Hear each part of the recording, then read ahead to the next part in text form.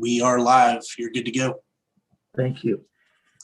Brent, I'd like to begin with the pledge. If you would to put up a symbol of the American flag, I'd appreciate it.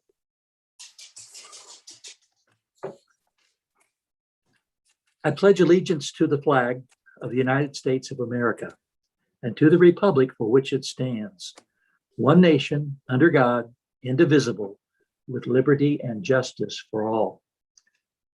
The preamble to the state of Missouri Constitution. We, the people of Missouri, with profound reverence for the supreme ruler of the universe and grateful for his goodness, to establish this Constitution for the better government of the state. And if you would join me in prayer. Lord, we are thankful for your presence and we're thankful for your guidance. Lord, I ask you to be with those who received storm damage last evening, those folks who are hurting because of the tornadoes and winds that came through.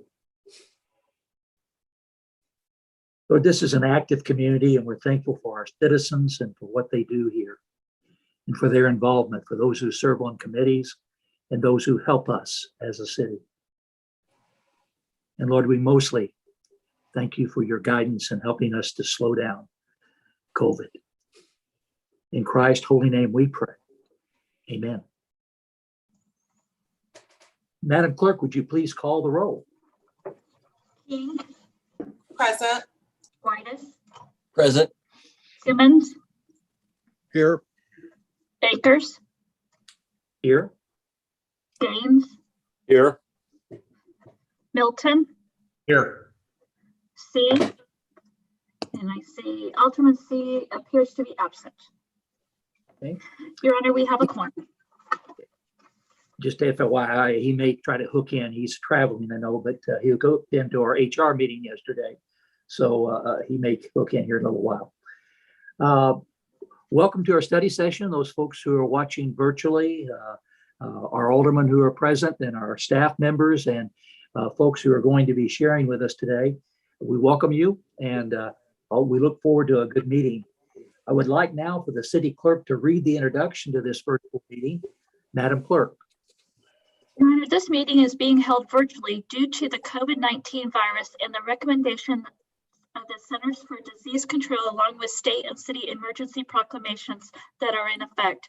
Participants in the meeting who will be joining the meeting virtually include members of the Board of Aldermen and city staff.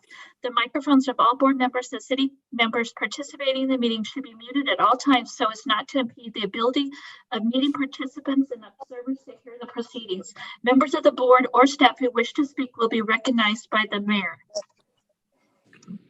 We're ready to go into our agenda.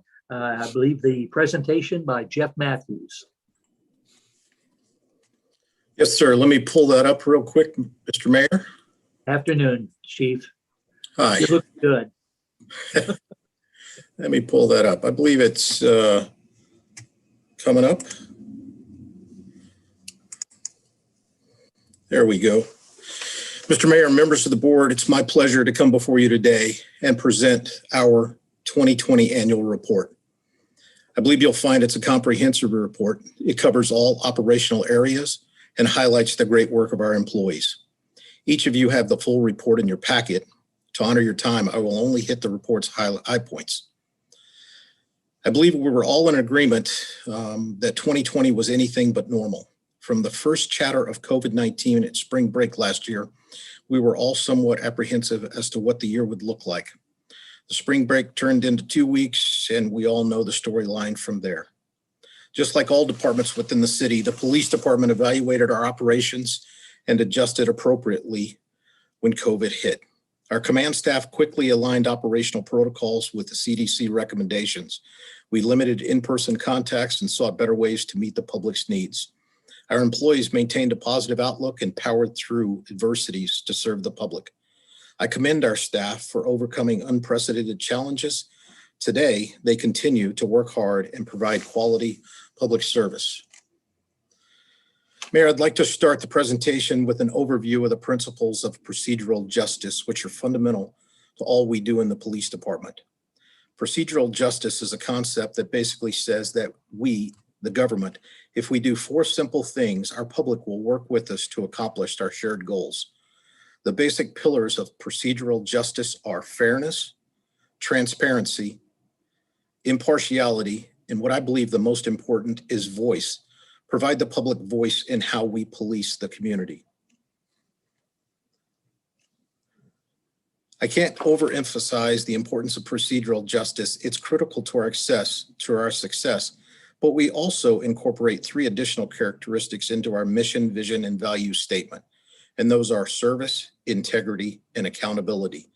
These 3 characteristics paired with procedural justice guide every aspect of our operation. Here are a few of our 2020 highlights. Our command staff established a few basic goals for us to focus on. They were crime reduction, illegal drugs, repeat or habitual offenders, and community engagement. We believe focusing on these basic goals will produce results and make Branson a better place to live, work, and play. We also continue to implement our sector accountability policing model. This model assigns personnel to patrol sectors for extended periods. We believe these extended assignments provide personnel the ability to foster long-term relationships with neighbors and business owners, relationships that ultimately shape problem-solving solutions to improve quality of life. We believe this model provides the best platform to reduce crime and enhance community livability. Last year, we modified our organizational chart to provide better command and control throughout our patrol ranks. Today, lieutenants command 2 patrol divisions and maintain both operational and geographic accountability for their respective divisions. Now let's review our 2020 performance measures. We'll start with dispatch services. As you can see, overall dispatch calls had a slight increase compared to 2019. Police calls decreased slightly and fire calls also decreased. Chief Martin will provide context to the fire calls during his annual report. I believe we all assumed police calls would decrease along with tourism reductions. However, that was not entirely the case. The second table documents incoming calls.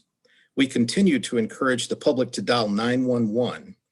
You can see the slight increase in 911 calls. The department no longer publishes a non-emergency line. All public safety needs are encouraged to come through 911. Dispatch professionals prioritize all incoming calls, so all needs are served. The bottom table compares 2020 police calls against our 2019 calls. You'll see the significant drop in calls for service the first few weeks of COVID-19. We stopped tracking this chart after the 2020 calls for service exceeded the 2019 calls toward the end of the year.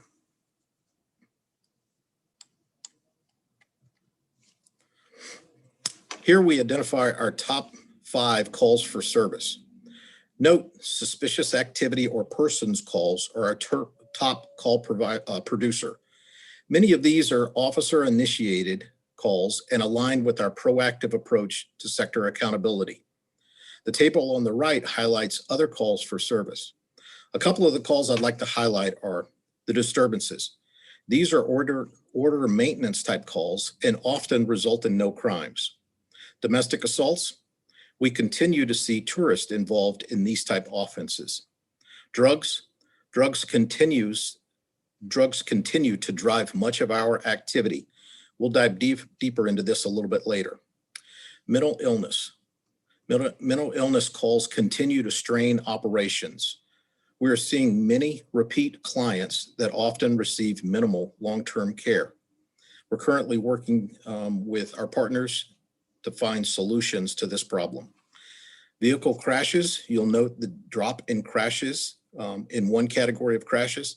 We'll talk more on this a little bit later. And then overdoses. Overdoses continue to strain and stress our response systems. We're seeing dangerous increases, and I'll expand on this a little bit later. This page presents our 911 PSAP and incoming activity against past years and as compared to Taney County 911. The top table highlights significant increases over the past several years in 911 volume. Our 911 tax revenue is received at the termination point of 911 calls. Again, we continue to encourage citizens to exercise 911 when they need public safety services. The bottom chart tracks 2020 Branson and Taney County 911 calls. Note the parallel lines throughout much of 2020. Chief Matthews, can I interrupt you just a moment? I keep Yes, sir. seeing a hand on my screen. I can't tell where it's from. or who it is. That's my hand to move my slide forward. I will try to keep it off to the side, sir. All right, thank you. I thought somebody had their hand up. All right. Yeah.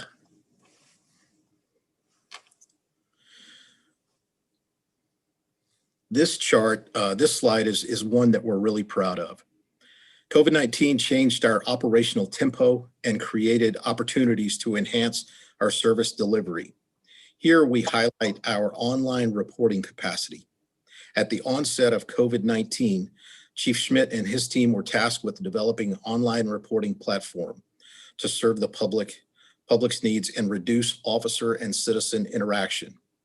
The team partnered with IT and developed a basic online reporting platform that allows citizens to report low-level property offenses and minor crashes online. Staff follows up with each report. Last year, citizens entered over 200 online reports. The majority of these reports were cleared administratively, which indicates the citizens' need for an insurance-related report. We continue to enhance our online reporting capacity, and our staff are reviewing multiple reporting platforms that could significantly streamline and enhance our online reporting capacity. The second part of the page discusses our crime mapping capability. Citizens have the ability to track police activity online. However, I caution you, the information provided is pulled from our dispatch activity and may not track the actual outcome of the police call for service. The online crime mapping is available through a link on the PD's webpage. We will spend a bit more time on the next two pages. It's our Uniform Crime Report, or UCR. In previous updates, I've shared the fact that UCR is being replaced with the National Incident-Based Reporting System, or NIBRS. This system officially launched in January. 2020 is the last year of UCR data. Moving forward, all crime data will be reported through NIBRS. UCR is a hierarchical system that counts the highest criminal offense and only the highest criminal offense in a crime spree. NIBRS, on the other hand, counts all crime incidents included in a crime spree. In 2021, we will see more crime incidents because all crime incidents are counted in NIBRS compared to only the highest level crime in UCR. I'd like to bring your attention to the 18% reduction in UCR Part 1 crime. This is part of a 4-year downward trend. There are many reasons for the reductions, but I'd like to think the primary cause is linked to the dedication and good work of our officers. Realistically, there are a multitude of reasons for crime reduction. Officer activity is one and a big driver of that, but others, such as crime reduction programs and other factors in the economy and different things, help in those reductions as well. This year, we saw a significant decrease in property crime, which is always our highest crime driver, and moderate increases in violent crime. The increases in violent crime that we saw align with increases seen across national crime reporting. COVID and related big box store protocols may have aided in the property crime reductions. Branson's 2 Walmarts reported a 32% reduction in larceny. Please note the vehicle burglaries at the bottom of the table. Vehicle burglaries are included in the larceny category, but we track them separately. The 212 vehicle burglary reports that are listed there are also included in the larceny totals. Please allow me a moment to explain how UCR is compared across cities. UCR was designed to be a standardized reporting system Excuse me. So crime could be tracked and compared across geographical boundaries. Unfortunately, when UCR data is compared, it fails to take in many critical evaluation measures. Excuse me. Branson crime is typically compared to other similar sized cities. When we do that, but fail to consider the unique characteristics of Branson, I believe we do ourselves a disservice. How many other 12,000 population cities have the retail infrastructure, hotels, attractions, and transient population that our city has? Realistically, if we use the UCR standards, Branson should probably be compared against cities with populations of, say, 50,000 to 80,000. I would imagine if we use these matrix, we would pair a lot better than compared against 12,000 population cities.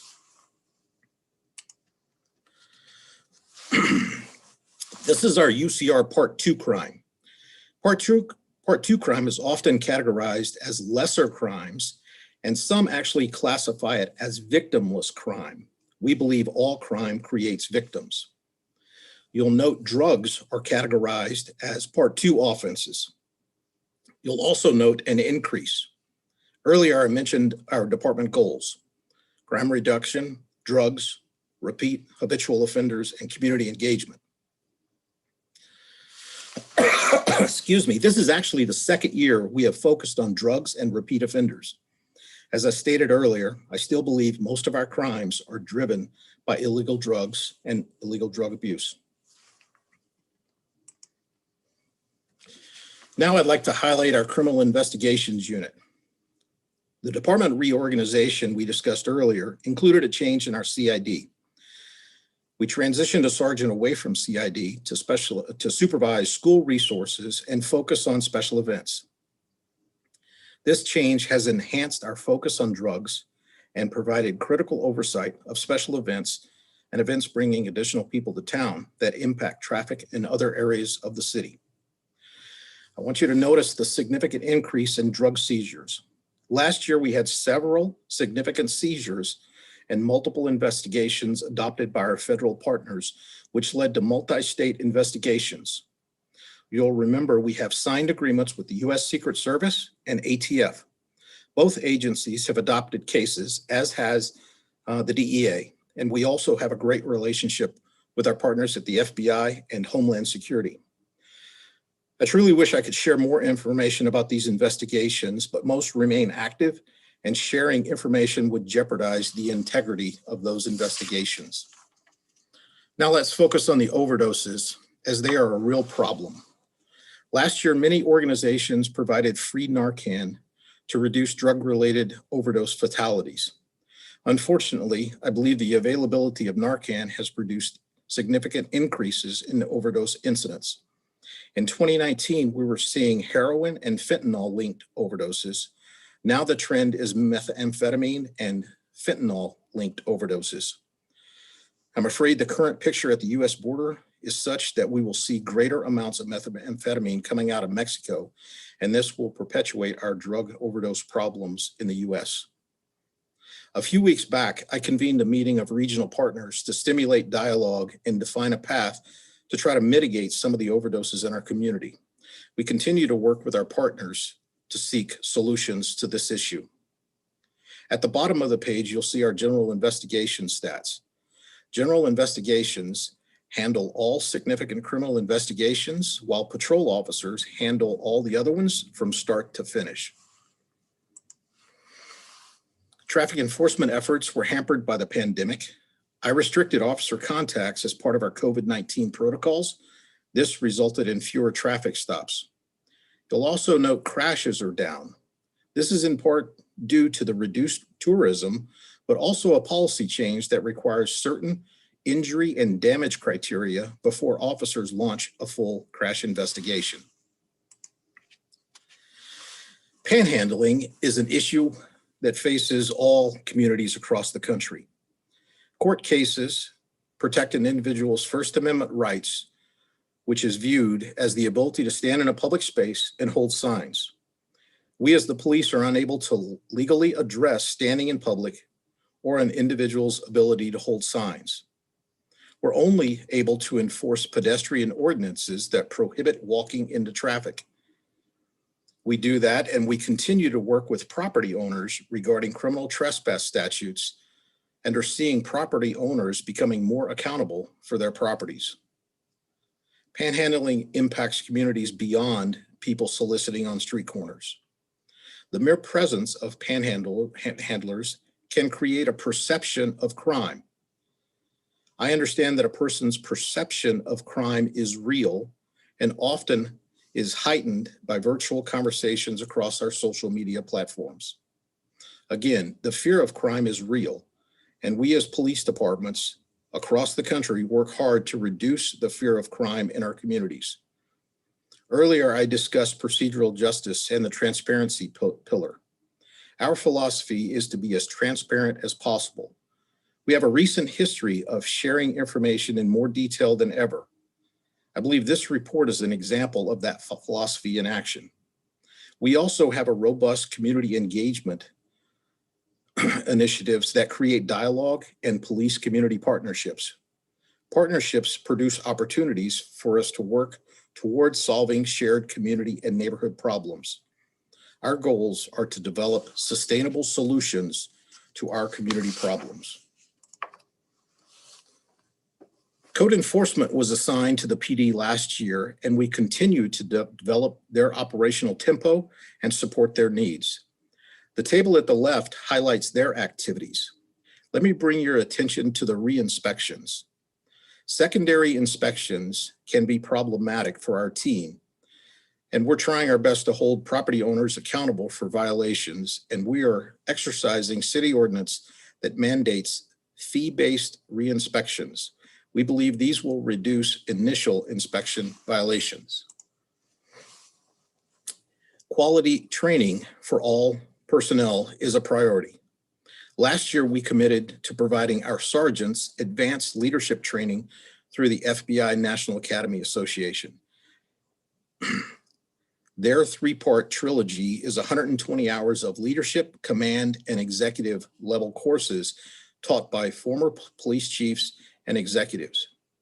We are encouraged by the sergeant's initial course feedback and believe the investment will benefit the department and the city. I'd like to highlight one grant the department recently received from the Skaggs Foundation that will change the way the region handles employee stress. We received a $20,000 grant from the Skaggs Foundation, which will provide critical employee support training and establish a Stone and Taney County regional first responders peer support unit.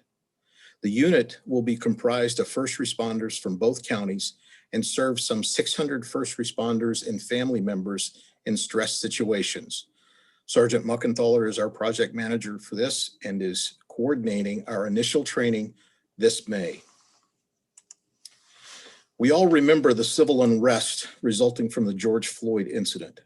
That tragic incident reminded us of just how connected law enforcement is throughout the country.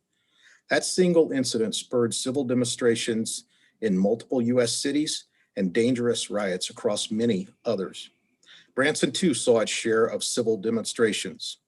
Our team stood up and professionally managed multiple incidents with no property damage, injuries, and only one demonstration-related arrest. Our response is a direct result of the professionalism and compassion of our staff, and they demonstrate that each day.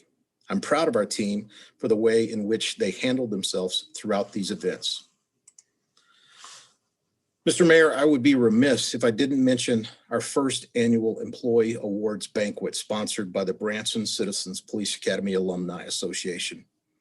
This group of citizens worked hard all year to raise funds through their 501c3 organization to host the event.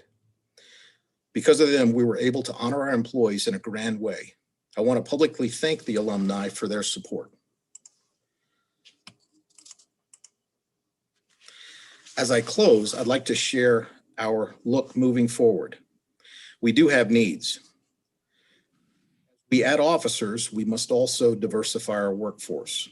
We are actively recruiting lateral entry officers, but we're competing against many other agencies that are in the same position we are. Nationally, police recruiting is down some 66% and moving in the wrong direction. National events and negative reports about a few bad officers has created a recruiting problem I've not experienced in my 36 years as a cop. We're also focused on building on our geographical policing model and empowering officers to work with neighbors to solve real problems. We are creating training opportunities to enhance our skill sets and aid in our succession planning. Mayor, I will close with one simple statement. 2020 was a tough year for all of us. We worked with reduced budgets, staffing, and through a pandemic, but our employees pushed through every adversity and proudly served our public. Again, I'm proud of every one of them. With that, I'm happy to answer any questions you may have. Keith, thank you very much. I believe, I speak for myself, but I believe it's across the board. You did a great job of making a presentation about the status of our police department and the fact that you faced many different issues this year. Thank you for that. Any alderman wish to make any comments or add anything? Mr. Skanes? Thank you, Mr. Mayor. Chief, I want to thank you guys for what you do. I still think the Branson Police Department is undergoing undue criticism of its operation, and maybe it's just the time of the year, but there's a series of about 4 questions that I have, if you could spend some time with me, and that was the issue of rape. So that was significantly gone up. I think we had a discussion previously, maybe it was the end of the year, that many of these sexual assaults were family members upon family members. And my question would go back, is that still maintaining the truth? And are any of these tourists, or what's the relationship between the residents and the tourists in this discussion? Sure. That's a great question. And that's one that, as a police chief, I ask everyone, what is the background of this offense? I think we all realize the significance of these offenses. They're assaultive offenses, and they're very hurtful, not only to the victim, but to everybody that is impacted through that family that deals with that. Of the ones that you see up there, Mr. Skanes, we had no stranger on stranger attacks. Wow. Category. They were all relational in some way or another. At the very end of 2020, one of the uniqueness about UCR, the year in which an offense is reported is the year in which that offense is tagged with UCR. So you see up there 2 offenses that occurred prior to 2019 that were reported in 2020, but occurred prior to 2020. So 2 of those offenses were actually before 2020, but we received them in 2020. And one of the things that I mentioned about domestic assault also occurs here, where we have people that come to town and they report these offenses along with domestic assault, because those have occurred within the family unit that has come here. Wow. The second one was the issue about drugs, because I think we all have that concern. As my role on the state board and out of Springfield, our major issues that we confront is the issue of drugs. The arrest versus non-arrest was the increase based upon a significant more number of calls that we had, or were the officers more diligent in attuned to the situation? So I think there's a combination of more drugs in the community, Mr. Skanes, and then a bigger focus from a department standpoint. As I stated in the report, the last 2 years we've focused on crime reduction, drugs, and repeat or habitual offenders. And the picture that we're seeing, especially with this last year, the Taney County Jail was locked down except for the highest level of offenses for the majority of the year because of the COVID protocols. And matter of fact, Sheriff Daniels just released that lockdown in February, first part of March. So we're able to take more people over there now than we were last year. So the numbers, we're seeing more drugs on the street because we're looking for more drugs on the street. Okay. How about the resident versus tourist relationship with the ratio? Were these mostly residents of the area or more tourists, or were we maintaining basically about the same ratio? So one of the unique things about Branson and coming from a larger city, a city of 400,000, and spending 33 years fighting crime there, it's much different than fighting crime in Branson. Our officers, Mr. Skanes, know pretty much all of the offenders. And in the drug world, most of those are local repeat offenders. Ouch. With all these overdosers, a lot of those are, could you give us a percentage of how many of those are quote repeats as well? I had to have a sneaking suspicion, once an overdose, twice an overdose. Yes, sir. We are seeing repeat overdose victims, and that's the sad thing. When we talk about the Narcan and passing that out, we met with the team, a team of community partners a couple of weeks ago, and we strongly suggested that if we're going to provide Narcan, we front load those gifts with education so that people understand the outcome of that overdose encounter, that overdose incident. We are seeing repeat 2 and 3 time overdose victims. Yes, sir. The one that had me most concerned out of all this is the police recruiting, because I've heard that out of Springfield and Ozark and Nixa and my home areas like around Barksdale Air Force Base and Little Rock. What's the solution here? Chief, do you have a recommendation for us? So I don't know what the solution is. I will tell you a disturbing conversation, Mr. Skanes, I had the other day with a group of retirees that I meet and have lunch with over in Branson West on a monthly basis. And we talked about this topic, and these are retirees, police retirees from across the country that have retired to this area. And when I asked about the recruiting, one of them spoke up and said, I wouldn't want to be a cop in today's time. Well, wait a minute. We all get into this business because we want to do something, and you fill in the something. We want to serve, we want to protect, we want to, whatever that something is. And it's a very honorable and noble career. And recruiting young people to do this, we first have to overcome the negative news media accounts of police. And we have to realize that occasionally we make mistakes. But one of the things we talked about is the accountability, service, integrity, and accountability. We have to hold ourselves accountable for our own mistakes before the public does. And we have to create that environment of public trust. And all of that together will create that recruiting that you're talking about. But we're not there yet. And I don't know how to get us there on a quick basis. We tested 4 on Friday. 3 of the 4 passed our test. So we're following up on those 3. We test monthly now, where in the past we tested as we had a need. Now we're testing monthly. You talk about Springfield.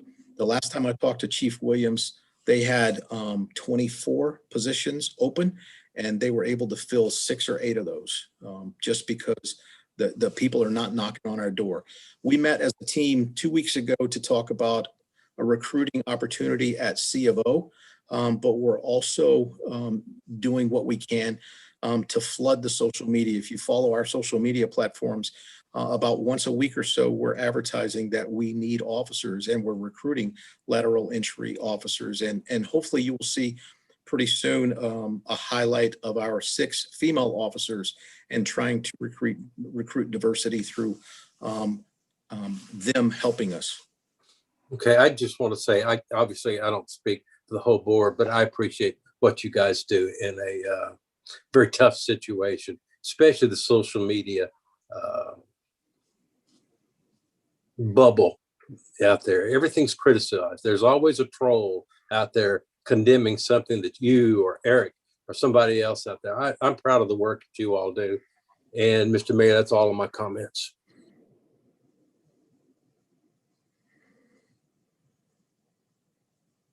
Julia King, I'm sorry. Thank you, Your Honor. Chief, huge supporter.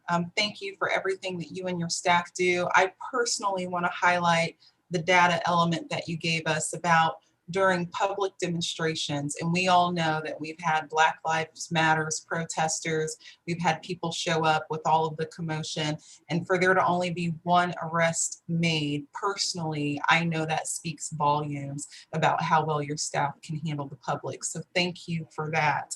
I just want to ask for clarification and education to our public, because people have told me they're surprised we don't have a jail in Branson. I've heard people mention in public forums concerns about commute times to and from a jail in another county. Can you just describe and educate us on what our jail situation is, the logistics behind it, why it may or may not make sense, and what that's about?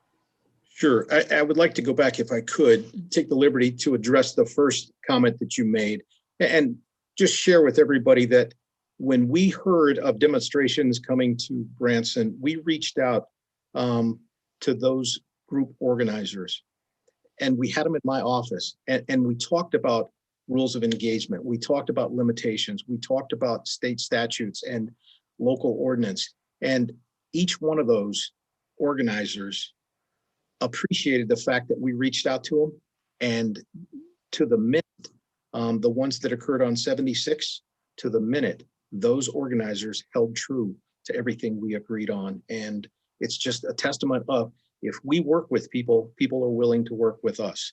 To the second point, no, we do not have a jail.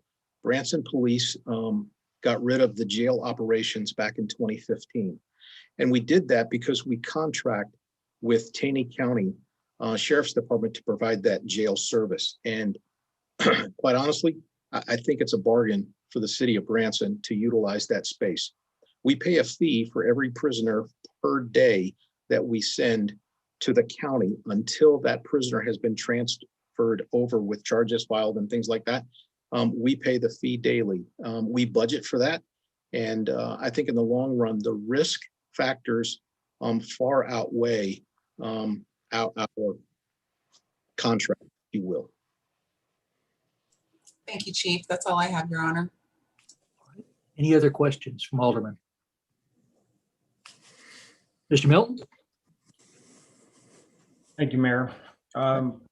Chief, I know you get what I hear and read is you do get, I think, unjust comments. For the most part, based on the stats, I think you guys are doing a great job.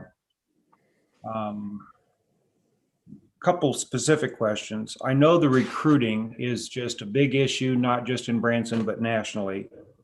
What I've been hearing from others is that we're losing a lot of officers are leaving the Branson Police Department. Would you address that? What are they leaving because of the pay? What are the reasons why we need to stem the reduction of officers leaving to offset that issue of trying to recruit? Sure. That's a great question. And we have lost officers. And I will tell you that of all the officers we've lost, we've only lost one to one of our regional partner agencies. All the rest of them, Mr. Milton, have left for the private sector. And all of them have told me they no longer have to work nights, weekends, holidays, and typically they make more money in the private sector than they do here. So when you talk about creating value in the job, it goes beyond just the things that we hire on to do, to serve, to protect, and things like that. We have to remain competitive with our regional partners to make sure that they're not, we're not leaving to go to them. One of my peer friends just north of us lost 5 employees to another agency because they more than he was able to pay. So that is something that occurs, but we have not seen that. We've lost employees to the private sector. So I know that Mr. Fisher in HR is working on a plan that will help. And if that plan does go through, and I may be speaking out of turn, but if that plan goes through, I think it will create more value for our employees as well. That's great. Thank you. Alderman Gaines asked a question that I was interested in about the percentage of the drug issues we have. I was asked, percentage of how many residents, how many visitors. Surprised to hear that the majority are residents and repeat offenders. Within that residents, do you have a feeling or a number of how many that are permanent residents versus how many drug offenses you're dealing with from the homeless or the extended stay residents? So let me clarify if I could, Mr. Milton. When I say residents, we all know that Branson is bigger than our 21, 22 square miles, and our narcotics officers are commissioned and hold a commission through our COMET, our Combined Ozark Multi-Jurisdictional Task Force. So we go beyond the boundaries of Branson, and the people that we contact are Branson area and not necessarily Branson specific. So we don't see a lot of the tourists. Now, we did experience an overdose death last year. Somebody came in from Illinois and overdosed in one of our hotels. So we do see that, but we don't see it to the extent, and we don't see the drugs from our tourists as we do from the local Branson area people. And typically those are repeat offenders. And, we're hampered sometimes by the court systems. The court right now, the courts have limited the jail's ability to hold people for very long before they're released on a bond or a personal recognizance. But a feeling of from the homeless, and I know we have issues with our extended stay lodging. Is that out of balance? Is it long-term residents versus the more of the transient residents? So I think, Mr. Milton, we see a combination of both. Our homeless population, I don't know what brings people to Branson to seek, a better life or whatever. I don't know what brings them here, but we do have a homeless population. Our last estimates were probably not as high as people think they are as far as homeless populations go. But we do see drugs in that realm, but we do see them in the lodging establishments as well. Is it equal? We probably see more in the lodging establishments than we do in the homeless population. Okay. Yeah, and that one of those issues that keeps coming up is there's organizations in town that bring individuals that have issues with drugs or alcohol, and we bring them in from other cities, other states through the court system. There's a percentage of success rates in those facilities, but the majority that enter those programs don't complete the program, and I don't know what number, but a certain number of them end up staying in our community.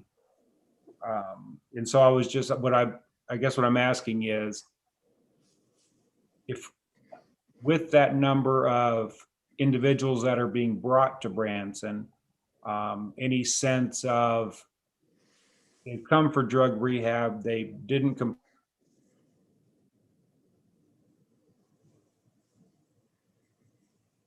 Uh-oh, I believe he froze. I think he locked up. Yeah.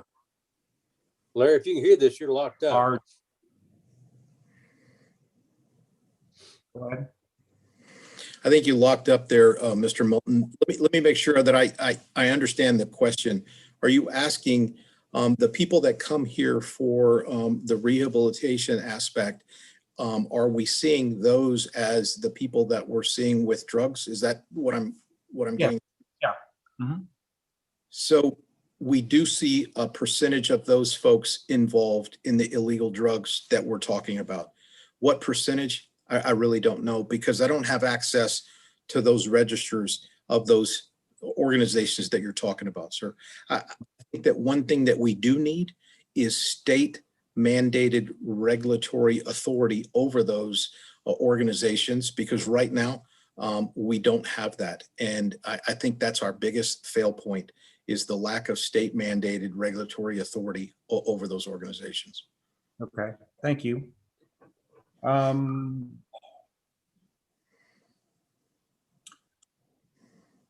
The other question was, so I know you've already said this, and I think we'll have to keep repeating it to the community, but changing the metrics from UCR to NIBRS, I think, and you would agree that we're naturally going to see our numbers increase just because we're counting them differently, right? You're correct. Let me give you, for instance. For instance, I assault you to steal your car. And then I burn the car at the end of my use of that car. That's 3 criminal incidences, but UCR only counts 1, be it the assault or the stolen car or the arson. It only counts 1. NIBRS will count all 3. So you're correct in saying that we will see more criminal incidents through NIBRS than we are through UCR. The struggle I will have, quite frankly, this time next year is convincing you that we don't have a crime problem in Branson, because you're going to see more crime incidences with NIBRS than we do with UCR. Tracking the two, comparing NIBRS to UCR is virtually impossible. So I'll just launch that right now. Yeah, I can see that. And I think that's going to be an ongoing communication to our community, that it's because, and I'm not sure we have to get Melody involved, but to communicate to our residents here that we don't have this extreme crime problem. It's just the way they're counting it. And we won't be able to compare NIBRS numbers until we get to 2023 after 2 full years of stats. We'll stay with the UCR for the next 2 years. No, the federal government had already kicked off on January the NIBRS. Yeah. We've known about this since about 2015. Yeah, no, I can see your point. We need a 2-year history to be able to compare the trends when we calculate it differently. I do want to compliment you on how the department handled the demonstrations. We were national news there for a while, and I commend the officers and your leadership for how that was handled in the public, because it sure could have gone a different way, right? Thank you.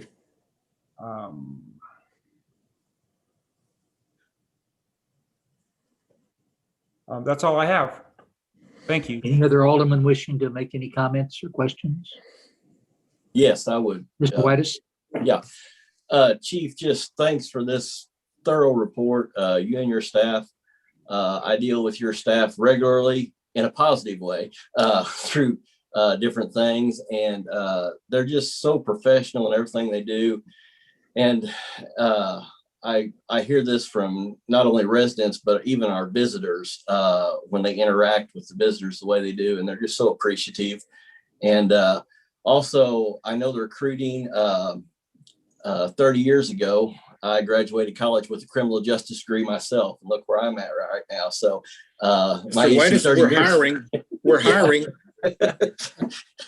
30 years ago, there was hiring freezes for different places. So it is just amazing what we're dealing with now, trying to get officers recruit. But I totally understand. But I just want to go back to the larceny. Of course, I deal this with a lot where I work. Back in 2019, a lot of our larceny was groups coming from bigger cities. Did we still see some of that in 2020, or is it just mainly what I would call petty larceny, just single events, or are we having some of those groups still infiltrate our area? So in 2020, Mr. Whitus, we did see a couple of those groups come in, and they're organized retail theft people, and they come in and they hit us big and they leave. I can't recall if it was first part of 2020 or last part of 2019, but we tracked a group out of the Chicago area that came down specifically for that issue. Yep. And I think like you mentioned in your report to Walmart's, I mean, we saw a decrease in this too. And I think a lot of it was just due to COVID with the different situations, different stores, the way they're managing capacities and things like that. But just once again, just thank you and your staff for all you guys do. Thank you. Thank you, Jamie. Thank you, Jeff. Any other questions? Mr. Simmons, you've got your mic off. Yes. Yes, thank you. And Chief, again, thank you for the report, an excellent report. I would like to also bring up when we went into this mask ordinance, we asked you if you could enforce this. And you said, given the proper leeway, that you could do that. You and your department could do that. And I think you have more than lived up to that. That's an issue with tremendous passion on both sides. And you have handled it so well that we hardly ever hear anything about it. You do see a few Facebook comments, but I think you have more than lived up to what you said you could do. And that takes a tremendous amount of skill outside the normal policing lines. So I really do appreciate that. And I also appreciate your frank answers to all of these questions that you've had here today. And I think we have a very professional police department that is what a good police department is. They're not highly recognized for that. And in police department, that's probably a good thing, because it means you've done your job quietly and done it well. So I thank you.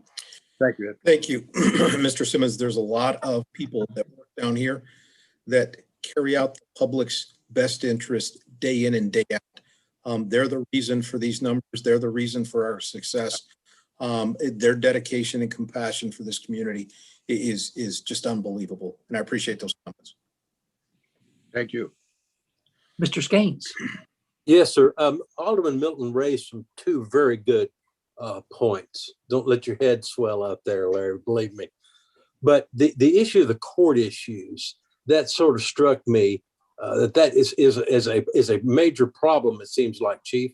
And the other side of it, with these ones who come into these outside drug treatment facilities, you talked about the issues of authority and legislative issues. What are things that we could do in order to help facilitate positive change on that? Let me address the first part with the courts, if I could.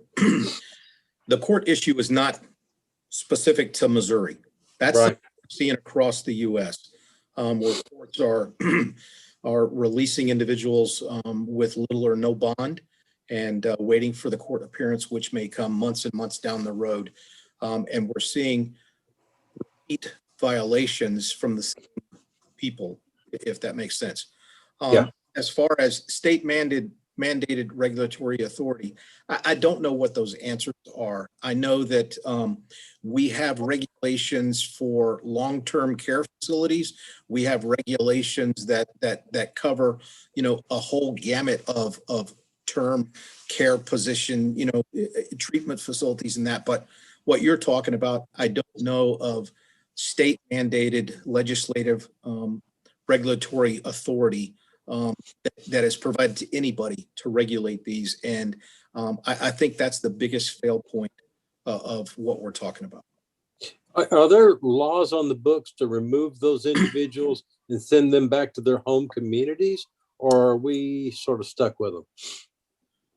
Mr. Skanes, I know of no legal authority to push them back to the originator. Okay. Thank you, Chief. Appreciate that. Any other comments? Jamie, just make a comment. When you were telling me about the situation that the crime rate had gone down at the shopping areas and the shoplifting had gone down, we decided together, I think, that people don't want to have to wait in line when they had to wait in line to shoplift. So that is true. That's a side to that.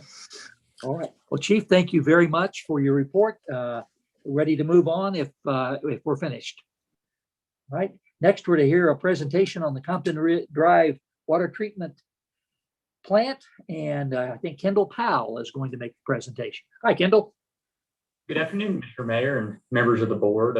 Our presentation today of the Compton Drive wastewater treatment flood protection improvements will be presented by HDR engineering staff, Charlie Sievert and Eric Dove. They will be presenting HDR's findings from the recent geophysical and geotechnical field investigations, preliminary flood wall design, and providing their recommendations for final design. They will also cover the hydraulic analysis, evaluating any impacts of constructing the flood wall around the plant, project benefits, and also the opinion of probable construction costs. The HDR team brings great strength, both local and national expertise in flood protection. And with that, I will turn it over to Charlie to proceed with the presentation. Thank you, Kendall. I appreciate that that introduction of our team and of the project. Mr. Mayor, if it's okay with you, if people do have questions throughout the presentation, we would certainly welcome those. We don't consider that an interruption. So if people have questions, rather than waiting to the end, if it's okay with you, I certainly would welcome those questions. Charlie, So with that, let me yes, share with Mr. you. Mayor. The only problem I have is when we have the screen here, I can't see the aldermen raise their hands. So we'll have to wait till a time that they can raise their hand, and they'll need to mark down a question or something. And so we don't have a way this way, just jump right in. So. Okay. All right. I'm not sure if there's a different view that we could go to, but with that, we'll just jump off and we can take a break midstream if necessary. Okay.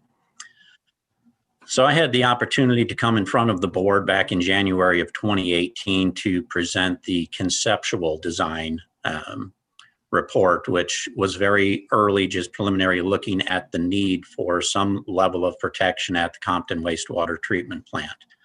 This map just provides a general proximity of where the treatment plant is relative to downtown Branson and relative to Table Rock Lake Dam.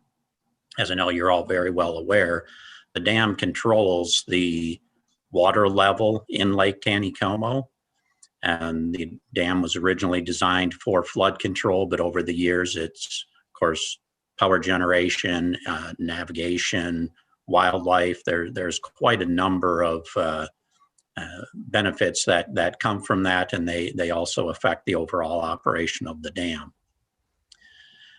Just one other quick reference, your Compton wastewater treatment plant, generally speaking, is straight across the river lookout on that last map. Yeah. So just a few images from the recent history. This is an aerial image of flooding events in 2011. That's okay, Eric, you can stay on that 2011 slide. As you can see, quite a bit of flooding outside of the banks of Lake Taneycomo. The wastewater treatment plant is there in the center of the image. The plant itself is staying dry. The access road in this particular event was still accessible, but the residential properties there to the south of the plant and then around the plant were certainly inundated. Next image, please.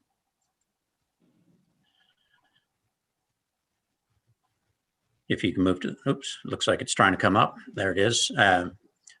In 2015, so again, just 4 years after that 2011 event, slightly more significant flooding taking place.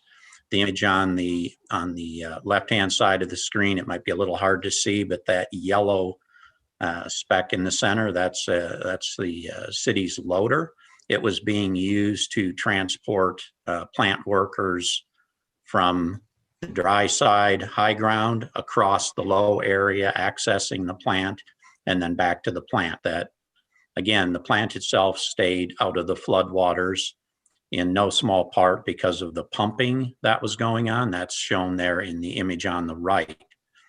There are a number of groundwater wells, dewatering wells, that the city deploys mobile pumps into those wells and pumps water back into the river when the river has not physically come up over the earthen berm that protects the plant currently, but it actually comes up through the groundwater. So those pumps are deployed to keep the plant dry. Next image, please. So 2017 was when there was, again, forecasts for significant rain events, and the city's working very closely with emergency service providers, the Corps and FEMA and other federal agencies to better understand what those rain events might translate to in terms of discharges from Table Rock Lake. And it was suggested that the floodwaters were likely going to overtake the plant. So the city moved quickly and acquired Aquadam, and you can see that deployed in this image. Think of it as a gigantic water balloon where it was filled with water, and that would offset any water that would try to come up over the banks and get into the plant. As it turned out, the water did not quite get up onto the Aquadam, thankfully, but it was there to protect the plant and at least provide upwards of what is referred to as the 50-year flood level of protection. That was then, after the floodwaters receded, that was deflated, if you will, rolled up and put into storage. So just a real quick look. Since the dam was originally put into operation in the late 1950s, there was one significant upgrade in 2005, where an auxiliary spillway was built and operated. And interestingly enough, if you do a Wikipedia search, that auxiliary spillway cost of construction of $65 million was the same as the cost of construction to build the entire between 54 and 58. So that just kind of shows how costs have gone up over the years.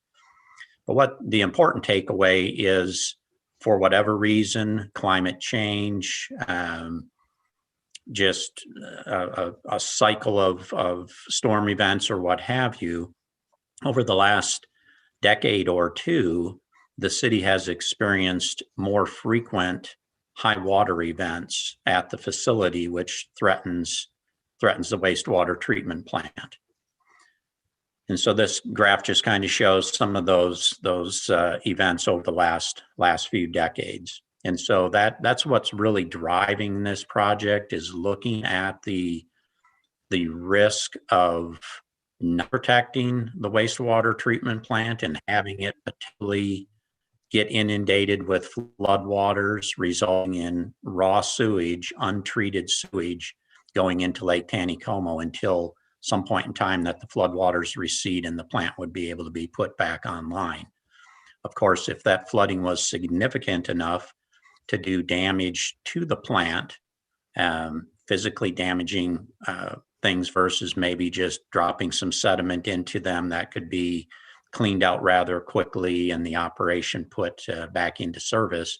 If it did physical damage and destroyed assets, that would be a longer period of time before you could get back to treating wastewater and not be polluting the environment.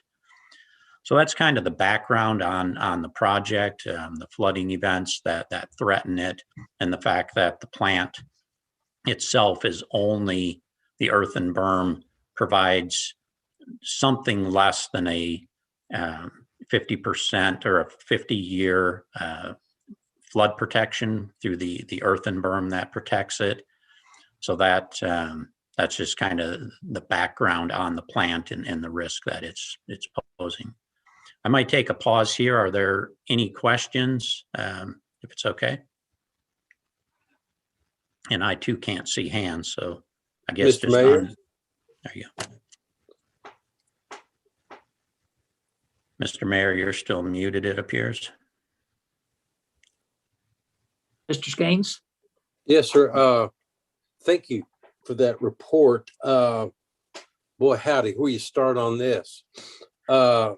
I'm going to ask one because it's the 300-pound gorilla or the 1,000-pound gorilla in the room here, is that how much of this could be mitigated if the Corps of Engineers release early and keep this water down instead of waiting till it gets up to a certain level. I remember having discussions with them years ago when National Weather Service had predicted 8 inches of rain, asked them why they didn't release. And the guy said, we don't pay attention to National Weather Service.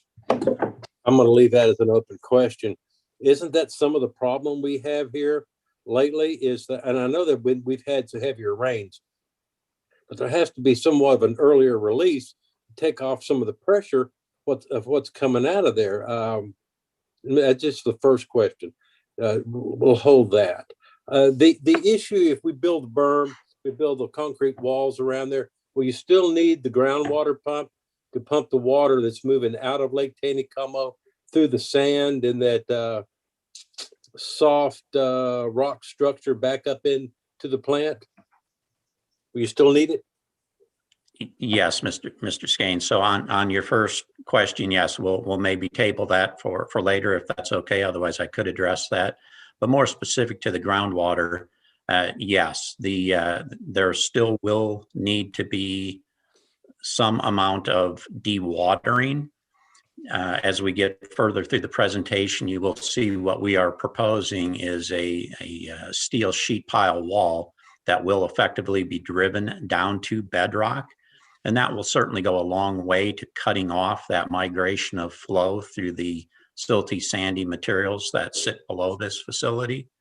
But the sheet piling itself, even though it is, the joints are sealed to a certain degree, there is still some risk of groundwater seepage coming through that wall structure. So yes, there will still be some level of dewatering, although it will be less than currently takes place. Okay, how about the aqua dam? Will that still be needed to hold back an abeyance for emergency situations? Will it totally lose its ability to assist in protecting this plant after this wall is built? Once this flood wall is built, if the city does go forward with what's being proposed here, then no, the aqua dam would not be needed in this particular location. It would not provide any additional flood protection, so that could be redeployed somewhere else or used in a different way. It would not be needed here any longer. And the last question, Mr. Mayor, the groundwater pump that we have now, is that going to be adequate for service after this wall is built? You're saying there'd be less migration of water coming out of those permeated areas into the wastewater treatment facility. We can get along with basically the same equipment we have as little or no additional cost to the city? The dewatering wells that exist today, the city does not have any as-built records on that. Anecdotally, as near as staff can remember, when the plant was originally constructed, the contractor installed these wells. They're not what we would, from an engineering perspective, consider a dewatering well. Effectively, what we believe these are is a piece of steel casing pipe that the contractor effectively took a torch and cut some slots in at some elevation along the length of that pipe, pushed it down into the ground, and then you can just drop a portable pump down inside that casing and pump water out. While they have over the years served the city well, and there's been no real clear evidence that over pumping has caused any subsidence or actual migration of the soil and pumping the soil out and not just the water. But there's always a fear that that can happen. So when this flood wall is installed, there is some modeling that is done to see how that water actually moves through the sand and gravel layer, and smaller dewatering wells will be more equally distributed across the plant to be more effective, and making sure that there isn't any subsidence that too in itself could cause damage to yard piping, yard utilities, things that reside in those underlying soils. Do you see So the need for the city to purchase any additional equipment for protection after this is in, or would you say that we built a adequate enough moat to stop for that we wouldn't need any additional equipment? Well, that's a great question, because it does seem no matter what you build, there's always a possibility of a storm event that is worse. The one thing I can say with certainty is, from an engineering perspective, from a regulatory perspective, what is being proposed is the 100-year level of protection with 3 additional feet of freeboard, which essentially means the defined 100-year, or that 1% probability of occurring in any given year, that event, that water surface elevation plus 3 additional feet is what the top of the wall height would be. So Okay. you've never experienced a flood event of that height to date. But if you look at Table Rock Dam and how it could be operated, if a biblical storm event came through and they were forced to open all 10 Tanner gates, that in and of itself would exceed the 100-year event. And if it even got worse and started going over the emergency spillway, it would be catastrophic. I mean, the last of your worries at that point would be the wastewater plant, because unfortunately, Branson, Hollister, if you look at the flood possibility, the release rates would inundate much of Branson and Hollister. My concern is definitely with this, but it's the impact that Beaver Dam has upon Table Rock Lake and the amount of release that comes out of there. That's my real concern, because Beaver holds a lot of water and it's one deep baby. Right. And it does go back to your very first question and how the Corps of Engineers operates this. To just touch on that briefly, the White River Plan, that is a plan that is approved by Congress, so that does get looked at and evaluated. But as I mentioned, there are many purposes and uses for the water that's either impounded in the lake or what is released and goes through the riverine systems, everything from environmental considerations for the wildlife that live in those waters, for power generation. There's quite a variety of priorities that are considered by the various agencies that regulate these. And while flood control is certainly one of those considerations, it isn't necessarily the highest priority.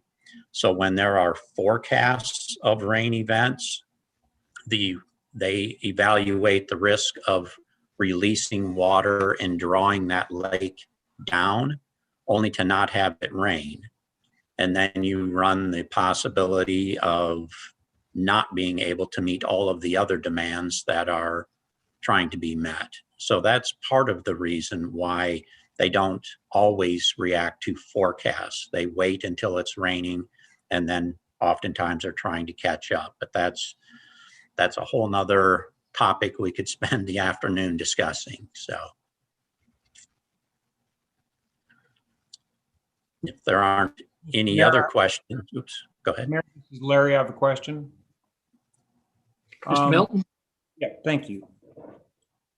I know what I'm hearing, for clarity, this flood wall that we're constructing is designed for a 100-year flood. And the bladder system we're using now is designed for a 50-year flood. Is that correct? Generally speaking, yes. Yes. When we had our 2011, 15, and 17 floods, the media reported that all three of those were 100-year floods. Was that, did I misunderstand that, or were those 100-year floods? Do you know?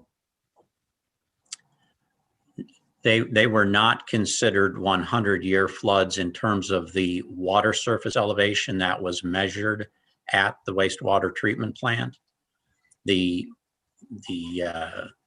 50-year flood elevation is roughly 713.5 feet.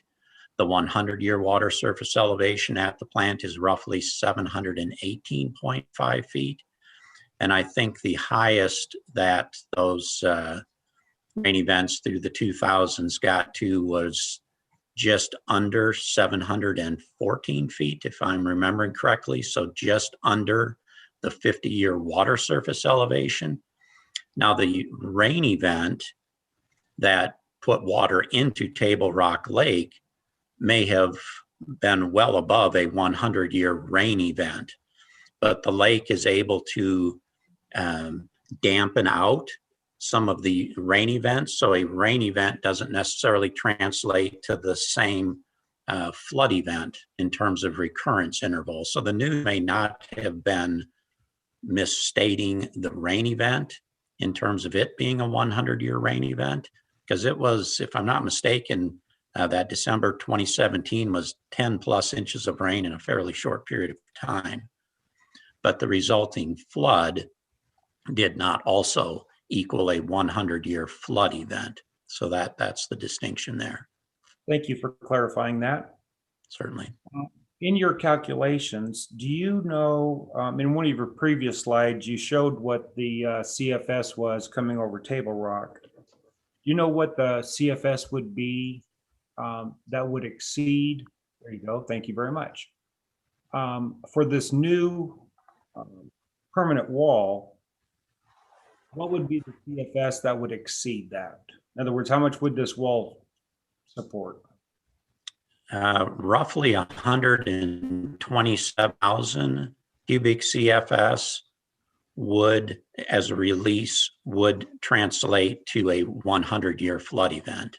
And then this wall would have an additional 3 feet of freeboard above that. Okay, So you would have some, oops, go ahead. You said it was 120,000? 127,000. I don't think those numbers have changed yet, albeit it is going to be restudied in the future. And with the additional 3 feet, any calculations on that? I'm just trying to get to how severe, how bad of a storm would we have to exceed what we're talking about building today? I don't have that number. I can get that for you. It's the interesting thing about this location, as wide as the valley sort of appears to be, it really isn't. So the water surface elevation goes up quite significantly, more so than what you would see, for example, on the Missouri River or something where there truly is a very wide open floodplain.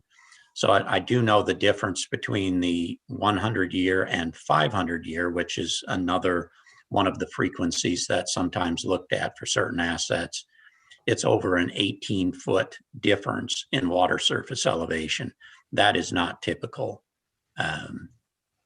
Usually it's between a 100-year and 500-year might be 3 feet or 5 feet difference in water surface elevation. Here, because of a choke point just downstream of here, the water surface elevations go up quite exponentially with the flow increases. But I certainly can get you that number of what the release rate would be at that 100-year plus 3 foot. Okay, so then generally speaking, if this wall was built as designed and it'll handle up to 127,000 cubic feet, do you know what elevation that would be? So that's the 100-year is roughly 718 and a half, Right. and the wall will be 721 and a half.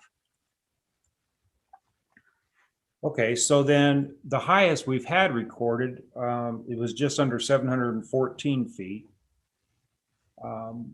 And I know I live in Lakewood Estates and I'm Ward 2 Alderman for this area. So the math would say the surrounding, roughly, the surrounding area, including Lakewood Estates, right on Taneycomo, would increase about 7 feet in height. I'm using the 714 to the 721. So the surrounding area would increase about 7 feet in flood water before this wall would be breached, other than that additional 3 feet. Is that fair? Just to clarify, the wall itself would not be causing the water surface elevation to go up. It's the release from Table Rock Lake that would make the water surface elevation go up. And we'll show this with the hydraulic model when we get to Eric's section. Yeah, no, I understand. I know. Yeah, it's right. No, I know the wall won't increase any elevation. I'm just trying to get a sense of sure.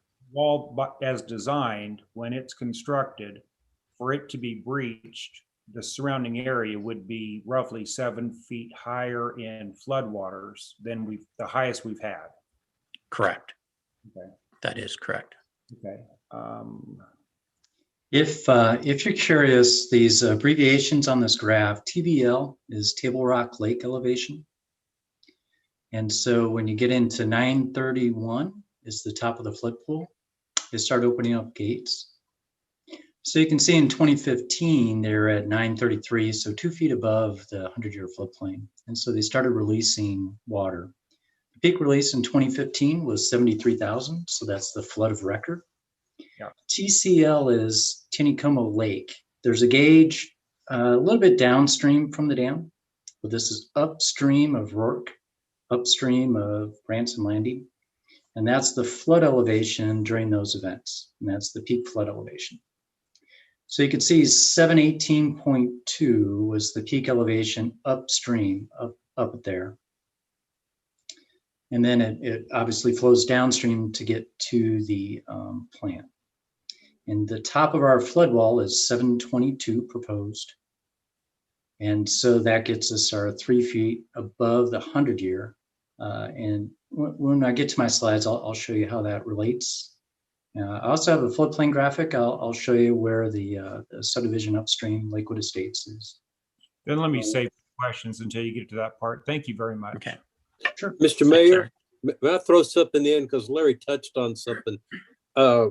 We haven't talked about the issue of the implementation of the Moonshine Beach overflow facility over there and its impact of going down. It would dramatically affect these numbers. Am I right on this, gentlemen? Mr. Skeens, I think he did refer to those. He was talking about that plant cost as much as the original plant that was there. But go ahead and share what the impact might have.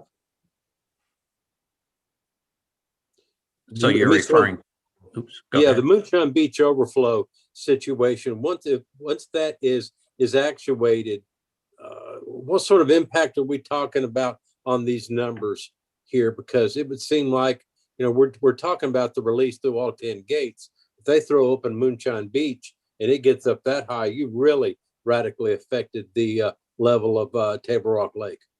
I mean, not Table Rock Lake, Taneycomo, sorry. Yes, I believe at 942, that's the maximum dam height.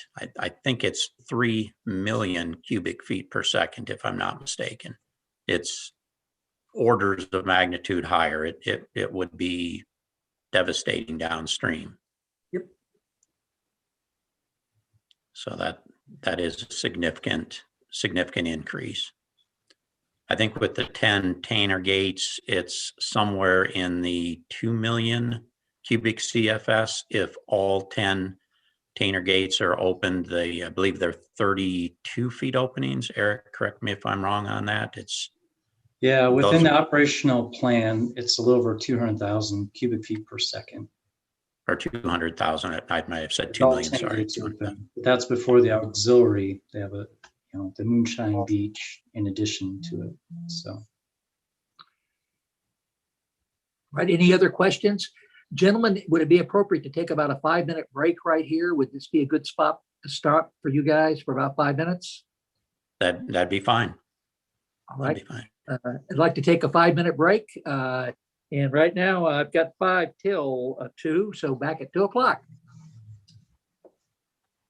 Thanks.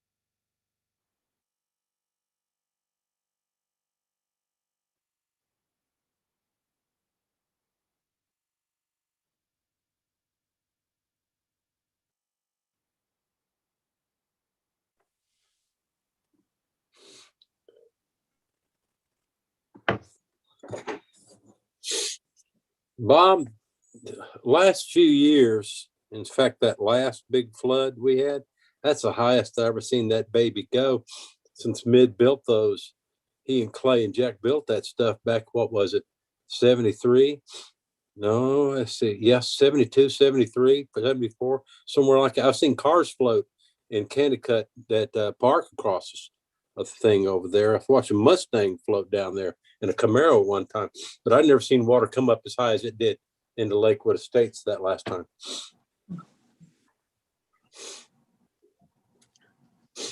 It's interesting to look at the statistics and compare the 11, the 15, the 17. Oh, yeah. It's just a matter of how quickly some rain came, it looks like, and peaks that came up. So, And I don't know that you can necessarily trust Wikipedia, but I just looked again real quick. So if all 10 container gates are opened, it's estimated to be about 550,000 cubic feet per second. If it's at the max dam height and all gates are open and it's coming over that new emergency spillway, that's when you would hit the 3 million cubic feet per second uncontrolled. And anything above that would likely result in a breach of the earthen part of the dam. And then it would be the floodgates literally wide open and drain the lake. So I was at a meeting and I can't remember, it was back in the 90s somewhere with the Corps, that the guy was cutting the grass over on the earthen dam part of Beaver Lake. And he sunk up part of his wheel, his tractor, in cutting that. And that obviously put a big concern in there because water was seeping on that earthen dam side, I guess, which is the north side of that dam. It wasn't pouring out, but it was oozing out. it's 2:00. Do we have our folks all back? Give me the screen so I can see the alderman, please. There we go. It looks like most everyone's back. We're missing no one, are we? All right. We're ready to go then. Gentlemen, thank you for your patience. certainly, no problem. Eric, did you want to show some of those stats? Yeah, real quick. This is from the flood insurance studies. So these are the published discharges. 0.2%. That's the 500-year. 1%. You'll want to share screen again, Eric, if you would.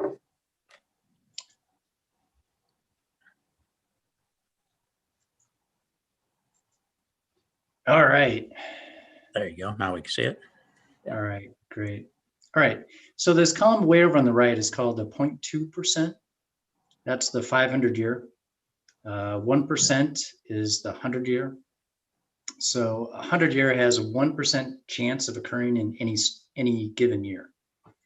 So that's that 1%. So we're kind of between these two areas. So the flows that Charlie was mentioning, you can kind of see the difference from the 100-year to the 500-year. Yeah. It goes up not a little, a lot. And that's not really typical. A couple things are going on. One, we're right downstream of Table Rock. And once we get over that flood pool, they start cranking open those gates to save the dam. And that's why these flows nearly triple. And that's uncommon. This is not a common natural system. That's a direct result of the operation of the dam. So I believe that's one of the questions, Mr. Milton, that you had was what is the 500-year versus 100 years? So hopefully this gives you kind of an idea where we're at. I didn't have a chance to pull up the hydraulic model to see what it would be right at the top of these proposed gates. But we would not be able to hold back the 500, but it'd be somewhere between the 100 and the 500. Thank you. All right. With that, Eric, in the interest of time, why don't we jump back to the slides? If you can maybe go to the one with the flood wall image. Just the plan view where it shows the footprint of the flood wall. I think it might be the next slide. Yeah, that one there. Hey, So we're- just real. All right. All right, thanks, Eric. So again, just back to, this is just a simple plan view of the existing Compton Drive wastewater treatment plant. In yellow is the approximate proposed flood wall location. If any of you have driven down to the plant, you'll appreciate that on the access road, which is basically paralleling the bottom of the page, that's the river side or the lake side of the plant. There's not a lot of real estate there between the asphalt access road and water's edge. So the flood wall has got to be staying out of the flood way and in the flood plain. So that's one distinction on the lake side, is we have to stay out of the flood way, which we are able to do. Go ahead and flip to the next slide, if you would, Eric. So just real quickly, what we did in this phase of the work, it's called the preliminary design phase. So this is where we deployed a team of field experts in both geophysical and geotechnical engineering. In simple terms, the geophysical is a series of tests where they send shock waves or other things through the ground, and that bounces back, and they can identify anomalies that, say, for example, a large floater of rock that maybe over the millennium had migrated down through the otherwise silty salts or silty sands and clays. Thankfully, the geophysical work all the way around the perimeter of the proposed flood wall did not identify any anomalies. So that gave us great assurance that we would be able to go in and do the geotechnical investigations. Those are the actual borings, which are being shown there in the image to the right. We didn't want to, go out and do borings every 3 feet, looking for rocks and anomalies. We did about 20 to 22 borings around this roughly 2,000 to 22 foot long perimeter. So interval was about 100 feet, give or take, for the geotechnical investigations. We also did some bathymetry surveys. So that's effectively sending a boat out into the lake and using sounding equipment to find the bottom of the lake, identify what the true cross section of the lake is to make sure that the hydraulic model was accurate. We then did hydraulic modeling to look at the impact of the wall to make sure that it was not causing a rise in the water surface elevation and that we were able to stay out of the floodway. And then with all that field work, we did our engineering piece and developed a base of design report that looked at alternatives for the wall. Next slide, please, Eric.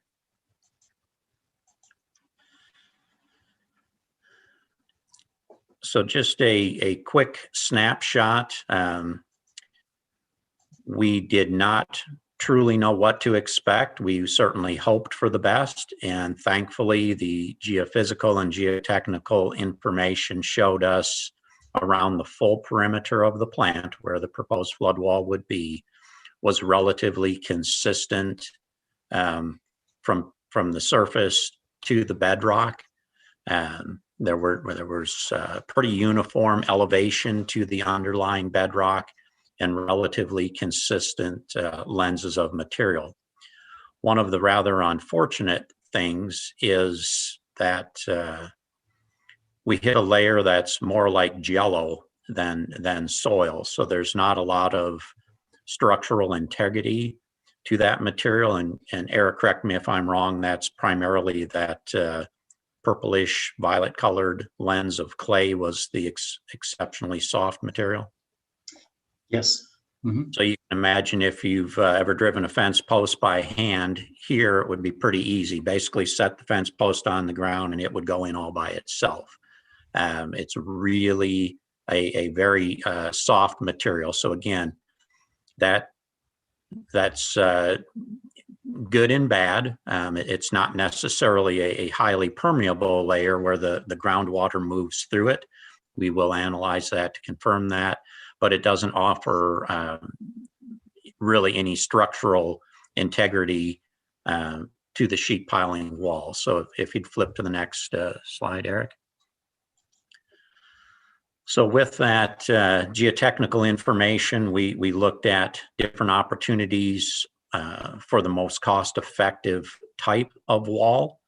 What was proposed in the conceptual design, and the conceptual design did not have the benefit of all of the geotechnical and geophysical information, but on rough assumptions, it was conceived that a more traditional sheet piling wall would work.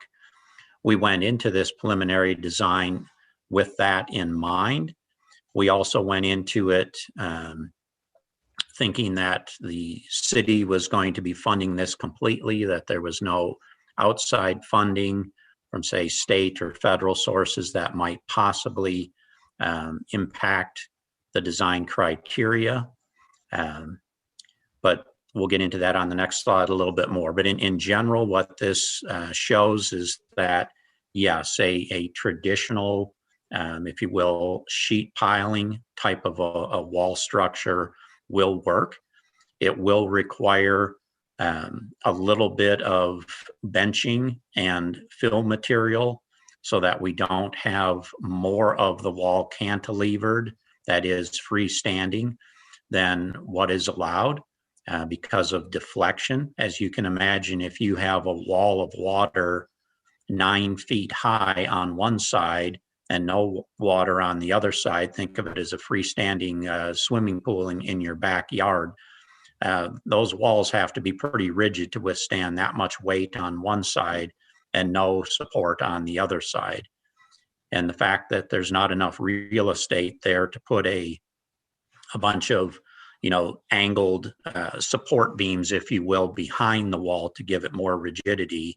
This is truly a rigid freestanding wall. So that's a general cross section, approximately 9 feet exposed on the exterior and approximately 7 feet exposed on the inside. So just a little bit of fill material, a little bit of benching on the inside, and just a little bit of support with riprap on the outside.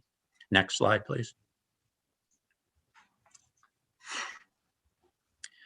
So again, this is just a representative rendering of what this might look like. So it would be the weathered steel. There's many reasons for that. You can imagine if it were a painted wall and then you had to come back some number of years down the road and touch that up or repaint it. It's quite an environmental challenge to sandblast a wall in a setting like the wastewater treatment plant right on the edge of the lake. You'd have to capture and contain all of that. It's quite a challenge. So we are proposing a weathered steel that will withstand corrosion and the elements. There will also be gate structures. One at the main entrance into the plant, the one and only main entrance into the plant, and then on the north end of the plant, because of a state boat launch or things for environmental efforts and water quality sampling, maybe some fisheries work and things like that, and other reasons to have access out the north end of the plant, there would be a similar type of a gate structure. Those gate structures are about as simple of a watertight gate structure as you can get. Those aluminum beams would simply be stacked near the entrance. And then when there was indications of flood waters that could inundate the site, the city staff would install those aluminum gates into channels that would then seal those gates up and make a full watertight perimeter. At that point, you would not be able to get in and out of the plant traditionally by driving into it. You would have to get up to the wall, either driving in as they did previously with the rubber tired loader if the water was only a foot or so deep perhaps, or by boat. But the other good thing is the historic records would suggest that, at least records to date, the duration of time that the floodwaters remain high is not particularly long. And Eric will touch on that a little bit more. But this is a general image of what the facility would look like as a finished product. Next slide, please, Eric. So again, going into the preliminary design, it was assumed 100% city funding for this project.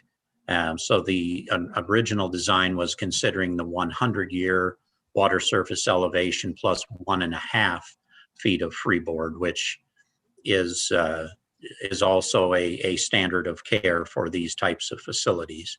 But with the opportunity for some funding, state and federal support, they pushed for the 3 foot of freeboard. It's insurance, if you will, on funding for flood protection.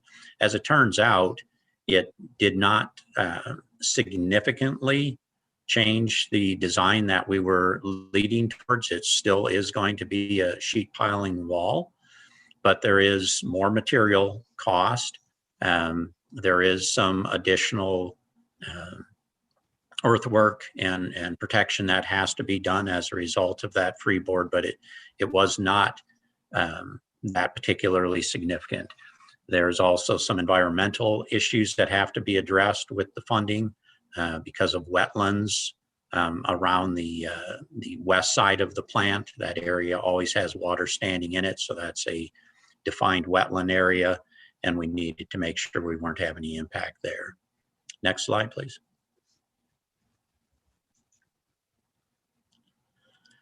So with this, I'm going to turn it over to you, Eric, and let you walk through the hydraulics, if you would, please. I want to touch on the hydraulic setting that we're in. It's a pretty complicated hydraulic scenario. So I wanted to kind of walk through this and take a look at where everything sits in relation to the floodplain and some of the dynamics going on. What I'm showing in this plan view, this is the FEMA regulatory floodplain. The outside area, the brown, that's the limits of the 500-year flood. The blue to blue is the 100-year floodplain. And then the candy striped area in the middle, that is the floodway.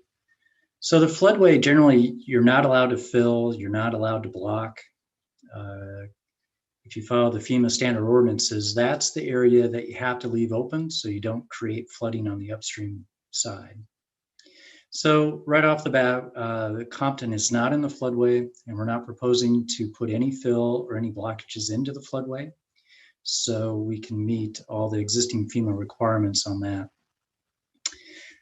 For the floodplain itself, we're in a hydraulically inefficient zone. If you look off to the left, which would be Branson Landing area, the floodplain's pretty narrow. And then we go through Rourke Creek Confluence, and the floodplain gets really wide. And then we continue to go downstream, and it gets narrow again before hitting Bee Creek. So what happens with the water is we're moving fast towards Branson Landing. It expands out, which means it slows down, and then it has to speed up again to go through that existing bottleneck that I've highlighted in yellow. This is somewhat equivalent to if you're driving your car and you race up to the red light. So you're going to accelerate fast, and when you hit the red light, you hit the brakes, and then when the light turns green, you accelerate again. So you're going to use a lot of gas, a lot of energy to do that, and that's very similar to what's happening hydraulically. We're moving fast, we slow down, and then we speed up. And for energy and water, that means we have increased depth. So in this particular hydrologic setting where we're at with Compton, by slowing the water down, it creates additional depth. So it's somewhat non-intuitive, but actually placing a little bit of fill and making it more of an average flowing river rather than speeding up and slowing down would actually decrease the flood elevations in this location. So it's a little non-intuitive. You can also see the extent of the upstream subdivision that would be inundated by the 100-year, and it if you've driven down that access road, it basically goes right up to the community center. So that gives you kind of a good benchmark to how deep that 100-year flood would be. And then this is the nearest FEMA flood elevation we have, which is upstream of Compton. And so that gives us our point of reference. All right. So in Wright, I have a visualization tool. We did run a 2D hydraulic model. FEMA does not accept 2D results yet. So we use this for visualization of how the water flows through this area. And what I'm showing you on the right is the existing conditions. So the deeper the blue, the deeper the water. The light blue, the shallower the water.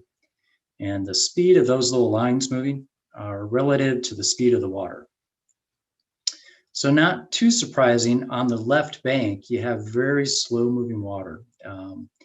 There's a lot of obstructions in that area. We showed previously the entrance road and the shallow depth over that. So water's just not flowing very fast. The most of the water that gets over this entrance road goes on this left through the deep water slough area and then rejoins the main current. And the main current is pretty close to that existing FEMA floodway. And then you can see some of the eddies that are created. And this is part of why it's inefficient to expand water out and pull it back. You get some hydraulically inefficient areas. So as I mentioned, FEMA doesn't allow us to use 2D models yet. So we did analyze this according to the Federal Emergency Management Agency requirements, the State Emergency Management Agency, and then Branson local ordinances on floodplains. We obtained the existing hydraulic model, and we've added information to it from the city's aerial survey that was done. We also took a boat out to the location of Compton and performed a bathymetric survey so we could add the information below the water table. And we pull that into the existing hydraulic model, and then we calculate a new existing conditions model that's more accurate than the FEMA model. And we really didn't see much difference from the FEMA model. Everything matched up really well. And the 100-year flood elevation right at the upstream face of our flood wall is 718.7. And that existing berm going around the periphery of the plant is about 715. It goes up and down a little bit, but it's real close to that 715. So we'd overtop that by about 3 to 4 feet during a 100-year event. And then once it overtops that, it flows down into the yard, and the water depth would be close to 15 feet deep in the yard. So with that existing conditions model, then we modeled what would happen when we build our flood wall around the plant. So same flows, and we've added the little bit of fill and rock riprap on the outside, and then the flood wall itself. And there wasn't very much difference. We still see the same general flow features. The majority of the water wants to come around the side as it does today. And then the high velocity areas and some of the same inefficiencies that you saw in the existing model are still there. And again, that's why I showed that where we're at hydraulically in the river, because that overwhelmingly controls our water surface elevations in this area. So the amount of flow that we're blocking is very minimal. And so we're seeing a no rise in the base flood elevation and by applying these FEMA models. We did do a really detailed basis of design memo. That memo is 414 pages. That details all the hydraulic steps that we went through to comply with the FEMA modeling standards. All right, this will be our last slide, then we'll turn it back over to questions. So the anticipated schedule, we anticipate moving into final design with that finishing up in the winter of 2022. In the spring, moving into construction, and it's about a one year to about 18 months duration for construction. And of course, this is all grant dependent. We want to make sure to receive those grants that are still pending I believe one of the CDBG grants are still outstanding. So we want to wait until that comes in before we go out to construction. The costs, as Charlie mentioned, are pretty close to the phase 1 findings. We did reach out to Nucor to get updated bids on steel. We have seen some unit price differences with the COVID conditions. So we did update that. We also updated new material price quotes for the floodgates. And then we added a lot of detail to the cost estimating. The detailed cost estimate is about 40 line items, and I just summarize it here. But the big line item, the mobilization, demobilization of the crane for the sheet pile wall, and then approximately 10 million for the sheet pile wall itself, material and installation. So we are running slightly higher than phase 1 estimate. And that's a couple reasons. First, the estimate that was done previously was $2016. Now we're using $2021. So there's some inflationary cost. As we mentioned before, the grant funding source we're using requires additional wall height. So we have an increase in that. And what that does, not only does it add material, but thickens our material a little bit. So we're using a little thicker of a sheeting. The prior study looked at painting the sheet pile wall, not providing the weathering steel. And weathering steel is about 15% more expensive. However, it saves money over the long run because of the O&M costs. In addition, being next to the trout fishery, we were concerned what the environmental impacts would be going forward if you had to strip and repaint it on a 5 to 10 year cycle. So those are some of the main elements. We're also, one of your prior questions dealt with plant equipment. Right now, the plant gravity discharges to Taneycomo. So as Taneycomo comes up in flood elevation, it would back flood the plant. So that you'd have to close the gate and then shut down the plant and somehow devise some sort of pump around. So with this plan that we currently have, we'd make so the plant could continue operation even during the flood event. We have some valving and new piping we'd be doing, both on the entrance and on the exit. There's also some storm sewer pipes, and we'd want to put new gates on those and correct those so those didn't backflood the area. And then we have a few utilities such as electric, but many of those need to be looked at anyway. It's been a while since those have been addressed. So that gets us to a total cost of about 14.4 million. As I mentioned, the grant application that's out there is about 10.7 million. So the lion's share of that would be covered by the grant funding. All right, so that's the last slide I had in these series. Do you want to go back to answering any questions you might have? Yes, sir. Mr. Skanes. Please take me back to the subsurface diagram, please, which is about 4 or so.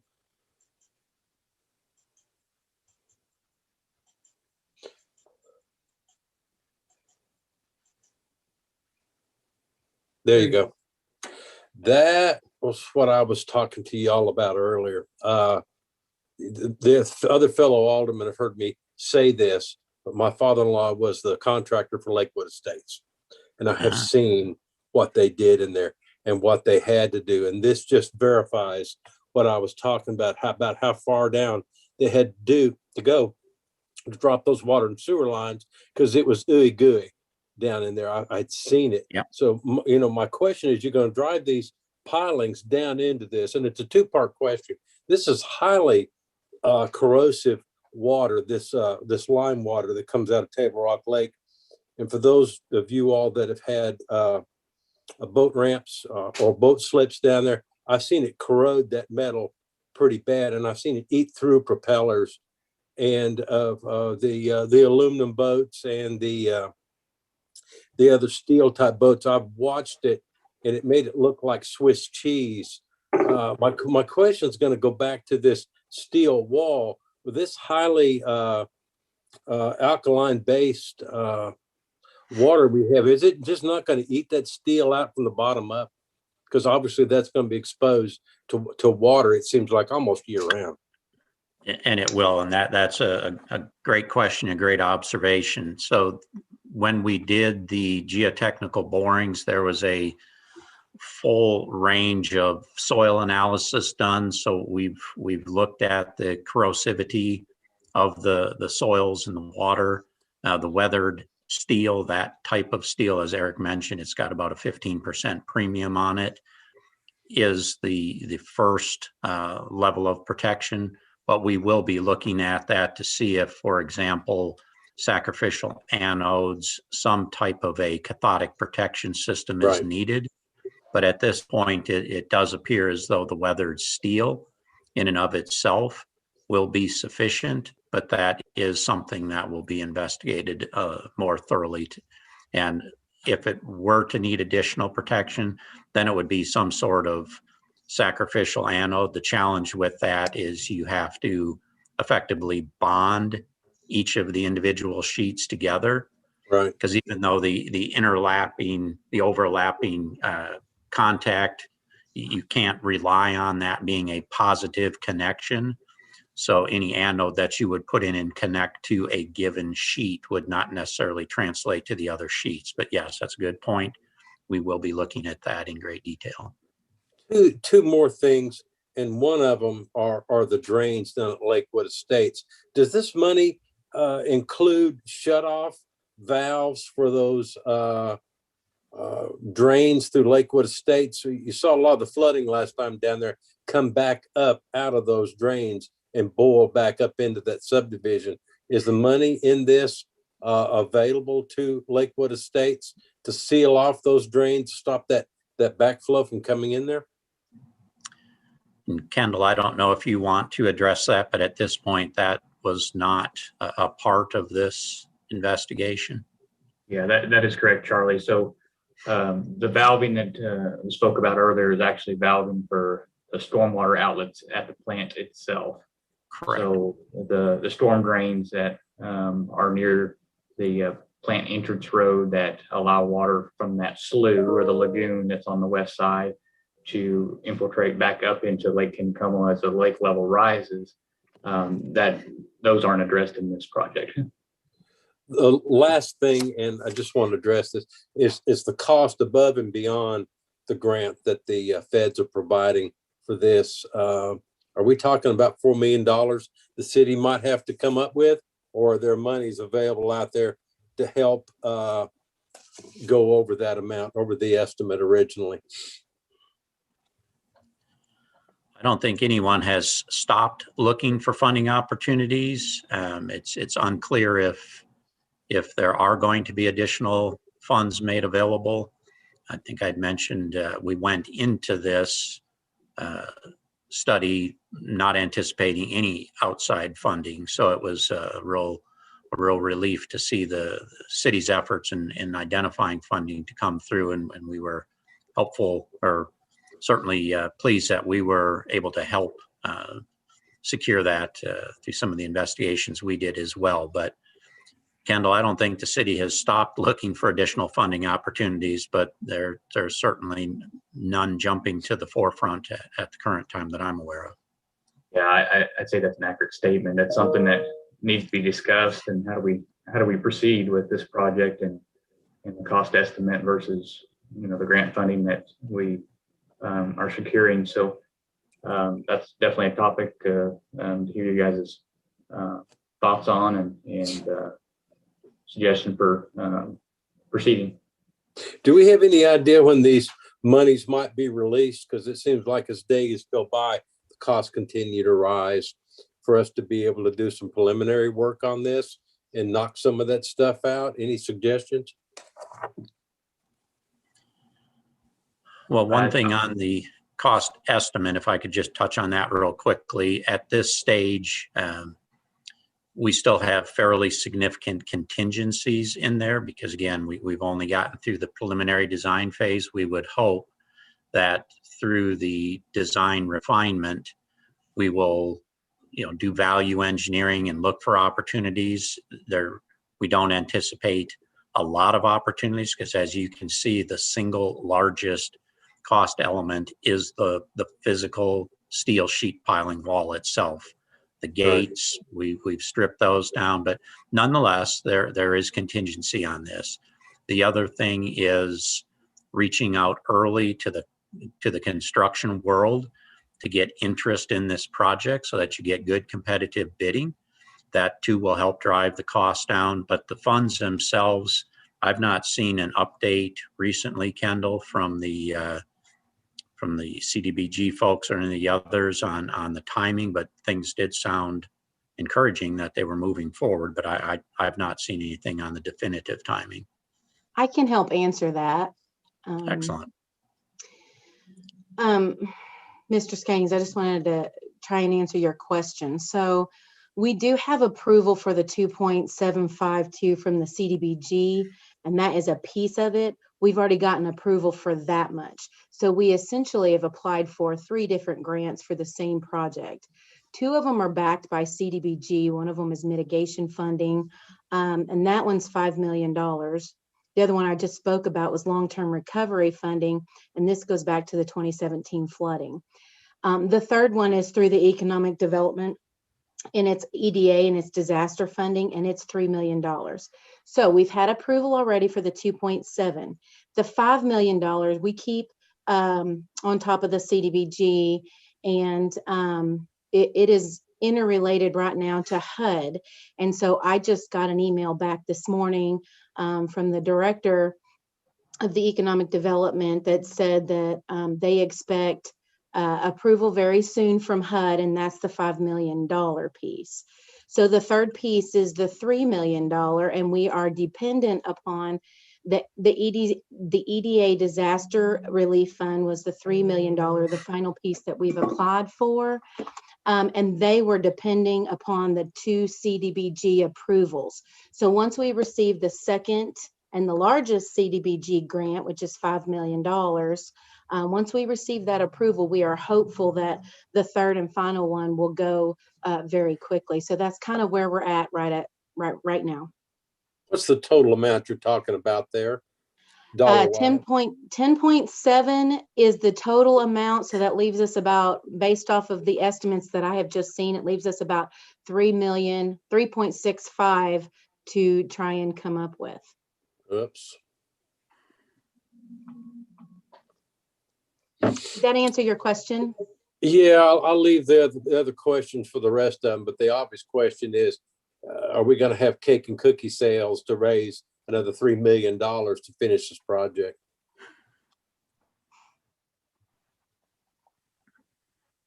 Mayor, I have a few questions about that. Mr. Melton? Thank you. On that funding, and I've been trying to track that also. Jamie, thank you for the update on that. So I know Jamie just said we've been approved for the 2.75 million. We're anticipating the approval on the 5 million shortly. And in this world, I'm not sure what shortly means. And then after that, that remaining 3 million should go fairly quickly. That would leave us 3.65 million short. In our tourism tax that's on the ballot, we've allocated $10 million of the 93 million to go to this Compton wastewater treatment plant. Is that correct, Jamie? Those are one of the projects, yes. So I guess I've just never been clear of why we're adding the 10 million to the tourism tax when we're going to be getting 10.7 million in grants. We added that because we are never certain that the grants are going to come through. So we have to plan appropriately and plan for what we know we have to do, and in hopes that the grants are going to get approved. And through my history, sometimes we get told on the front end, yes, you're going to get it. And then it's 4 years later, and then oops, there's no money left. So we have to make sure that we have a plan and a secured plan in place while moving forward to try and get other monies out there. So that's kind of what we're doing and why we did it. Okay, and then I guess a overview question would be, I know we've allocated, I'm not sure if allocated is the right word, certain funds, for example, 26 million for the Cooper Creek plant, 10 million for this. I'm assuming those are funds that can be moved around as different needs arise, or for example, this gets approved, we have 10 million allocated, we get the funds in, we need 4 million for this, and so that remaining 6 million can be used for other infrastructure cost. Mr. Manning, Yes. did you answer that? I saw your hand up. John Manning? Amy, go ahead and answer Alderman Milton's question, then I'll just chime in with a comment. Okay. I'm sorry. So if you're talking about the tourism funds and that plan, if we get grants on top of that and we've paid for that project, then yeah, that what that money will do is will be secured for other planning and other projects as come up. So if you've looked at the tourism tax and pamphlets we've put out, that $88 million that's planned for, almost all of that is water and sewer. So we have other areas of roads and bridges and those things that can be accounted for through that. So that's all part of the beginning planning process. And as we move forward and secure more grants, hopefully there'll be free up money for future projects as needed. Does that help answer your question? John, do you want to add to that? Yes, sir. Thank you. I just wanted to just kind of throw this in there. We've used the term very shortly a few times, and I just wanted to highlight that this term very shortly has been used by the state and HUD since November of last year. So not trying to be negative, just trying to highlight that nobody has a timeline on when HUD's going to do anything. So sure. Thank you. And Jamie, do you know, does HUD, are they influenced by giving our city grants if they see that these monies are already in our budget? I'm not sure that I can answer that. Certainly when we apply for the grants, we have to have a plan and a budget in place for those. And as we're applying for them, we have to create that. So we have to be able to tell them where all the funding's coming from. Part of this particular grant was a match. There was a portion of the match that we didn't think we could secure. And so SimCog, the ones who are consultants that are working with us for a grant, found another small grant that we could be eligible for to offset that. So that's really what we do and why we do it. Yeah, I haven't been through the grant process, Jamie, so forgive me. Sure. But as they're looking at the qualifications of approving a grant, is it more of a community needs this and they can't afford it, so let's look at a grant, versus city has this need, city has the money for it, so it would maybe a grant wouldn't be needed? I'm not sure I can answer that. I'm really sorry about that, but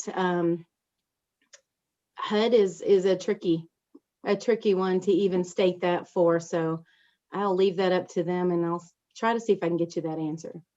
You know, as we've discussed in the past, the 2017, they generated funds and told us there was a certain amount of dollar funds that were going to be available for 5 zip codes. We've never seen any of that money. We haven't finalized any of that money.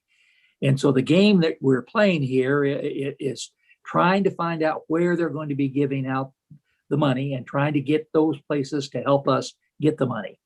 This increase, it's possible that we can go back because of the increase and because of the impact of COVID, you know, we may be able to do something there. But you're exactly right. It's a constant job, Jamie and her staff, and we monitor it. We talk about it each month about whether anybody has said, yes, they're going to send us. I'm waiting on the call from Rob Dixon from the Economic Development Department to tell me, yeah, he's got the money finalized and he's going to get it to us. So there's been a lot of communication, but it's not a perfect science. And we'll just keep trying to get what we can get and get this project underway, because every time we get a rain, just like this period of time we're going through right now, in the back of your mind, you have to wonder, how much are we going to get? Yeah. And what's going to happen? Yeah. No, I appreciate Thank that. you. Yeah. The other question I'm going to have, and Mayor, I don't know if this is a question for you, but I represent Ward 2. And when I looked at some of these flow maps, Ward 2 is underwater, which is ugly. So I feel a need to update the businesses and residents in Ward 2, would I be able to utilize the services of Charlie and Eric I'll go through the slides and put the information together the best I can. But when I'm updating those that are potentially going to be underwater, to get their assistance, I know they charge fees and that. I just don't know how much information I can gather to report back to my ward. Well, obviously, the reasons there's flood insurance in existence is so people can recognize if they've got a flood hazard in their particular zone, that they can buy flood insurance to be able to protect themselves. We have no idea what might happen, but obviously you're right on. If the water gets up to the levels they're talking about, Lakewood Estates is in deep water. Literally. Yeah. Yeah. Okay. Thank you very much. I'm done. Mr. Whitus. Yeah, I just want clarification to get a better understanding in my mind. So the wall around the plant will deflect water. So for instance, Lakewood Estates, are we adding more flood water to what they're already going to be experiencing, or how will that work? So no, what we did is we cut hydraulic cross sections in accordance with FEMA regulations to look at how much goes through there now, and then how much goes through there in the future with the flood wall and how deep it would be. And we're not seeing any change in increased depth or flow through that Lakewood Estates. So we're exceeding the FEMA criteria, because we're allowed to place fill and back some water up according to the FEMA criteria. But the city wanted to go through the extra step to make sure we don't create any additional flood damages. So we've designed this so we do not create flood damages on Lakewood Estates. So that turbine system is what's helping pull that water on through? Yeah, again, it's the analogy of that car. As soon as we slow down the water and speed it up again, it's the hydraulically inefficiency that's ultimately the cause for a lot of the flooding through there.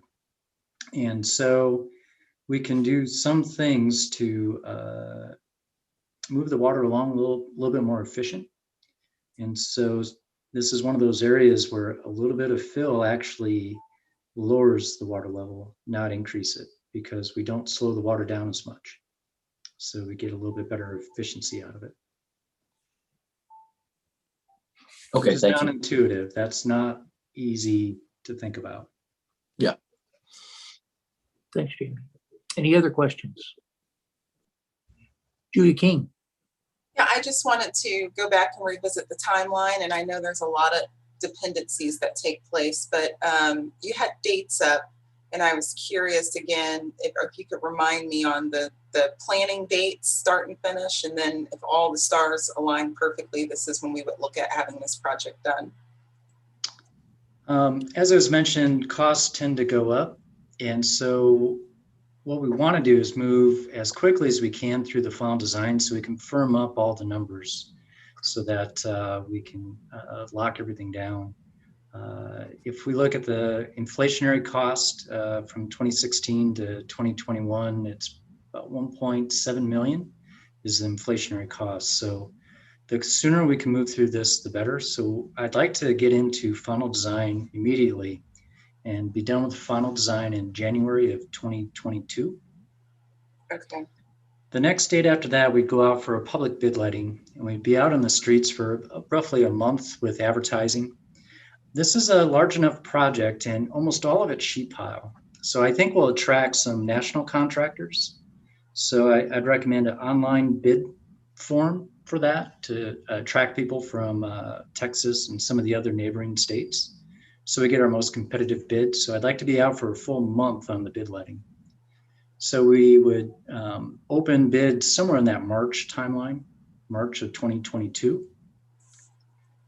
And then we've designed the system to be very efficient. We're taking out very little asphalt. We have very minimal disruption to the plant. We'll have to rework the inflow, outflow, but we've designed for that. And so it'll be about a year to 18 months worth of construction. So June of 2023 right now is the schedule. And by soon, so how soon do we need to know the grants before it's an impediment? I'd like to have the grants in the house before we go out to bid. So we can move through the design phase with the grants that we currently have in-house. But we'd like to be have all the grants in hand before we open bids. So if we don't hear anything until March of 2022, it's going to start slowing down our timeline. Thank you. That more than answered my question. Thank you. Great. One other factor just mentioned in the funding, you can't, if you accept certain funding, you have a period of time with which to spend that. And so you have to be careful not to get the cart in front of the horse. So that'll be a part of that timing is once we do have the funding in place, then there's a clock that starts running and we have to finish the project in a certain period of time. Excellent. Yeah. A lot of moving pieces. Yep. I'd like to throw a caveat into that, Mr. Mayor, unless they have put it off so long that it causes flooding and you cannot create this project because of high water. I'll just leave it on that note. Well, thank you for your optimism, Mr. Skanes.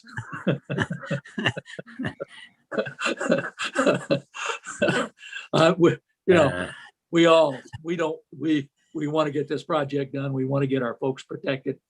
And the big economic impact, obviously, if that plant goes out, we got trouble, folks. And so we're wanting to go as rapidly as we can get. And Julia, good question. The sooner the better. Obviously, COVID slowed us down this last year. We were on track to start getting some of the funding set in it. So everything got put on hold, but we're back at it and hopefully we'll get that resolved in the near future. Any other questions before we move on? Mayor, I'm just going to respond to Bill Skanes real quickly. I live in Lakewood Estates.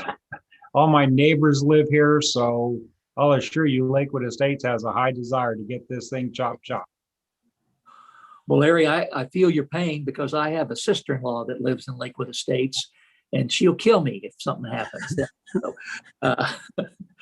Okay, let's move on then. Kendall, is there anything else you want to share with us at all? Or Yeah, I just want to make sure I'm understanding the board's desire at this point and where we're at with the project. So, there is that time frame that you mentioned on the 2.7 million grant. And obviously, I think you guys want to get started as quick as possible with the final design. So that would take a contract amendment, which we could initiate with HDR and our contract management department to start that. So I'd say that would push it to about May or so before you'd see that come to the board. How quickly get it on the agenda, Kendall? That would be so the board can take a look at it and make a decision. So the quicker you get on the agenda, the quicker we can go. All right, so we'll move forward with that and be on the way. So I don't think there's any issue with that. This is not a voting session. We don't run study sessions, but consensus is to bring it to us so we can vote on it. Okay. Any other items? All right.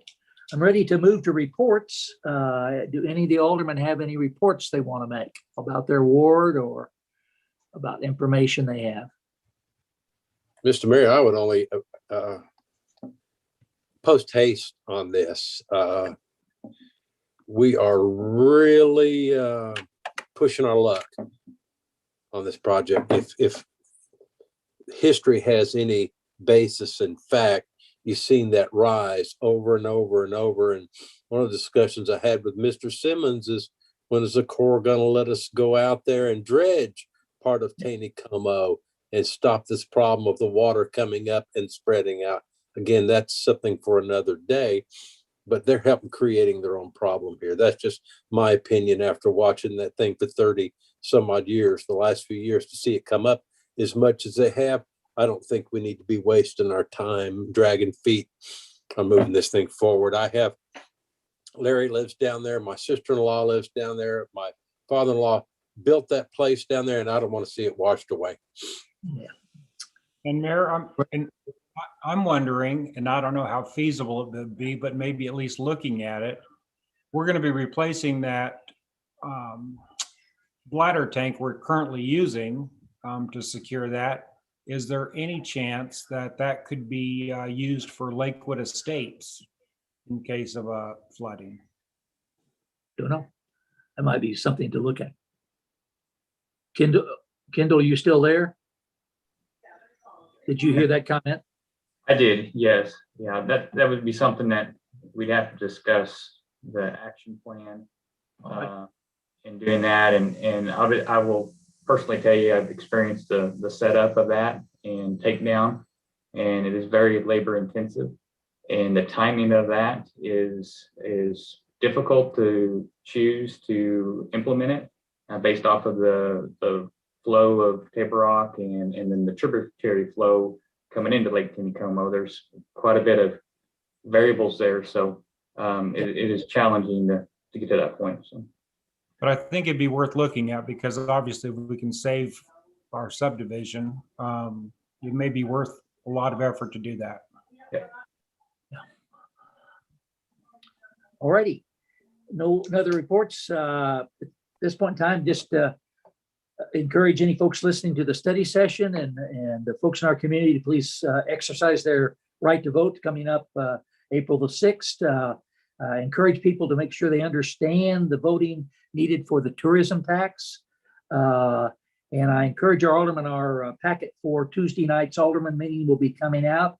There is a item on there for discussion on the masking ordinance. And so I encourage you to do that. Then Governor Parsons is supposed to be making some kind of big announcement at 3:30 today. I got a text that came and I'd be curious to see what he's making an announcement on. So at 3:30 today, he's supposed to be making an announcement. So maybe some of us would want to take a chance and try to listen to that. If there's no other items, I would accept a motion for the Board of Aldermen meeting to adjourn. So moved. So, Mr. Manning, you had a comment? Just real quick, I wanted to, you mentioned the agenda for the Tuesday meeting. It is now posted online. Okay, great. Thank you. Thank you. I'll second that motion. There's a motion and a second. Don't need discussion. All in favor by roll call vote, please. King, Approve. Whitus, Yes. Simmons, Yes. Skanes, Here. Milton, Yes. C. Thank you. We have a vote of 5-0. Thank you. Meeting adjourned.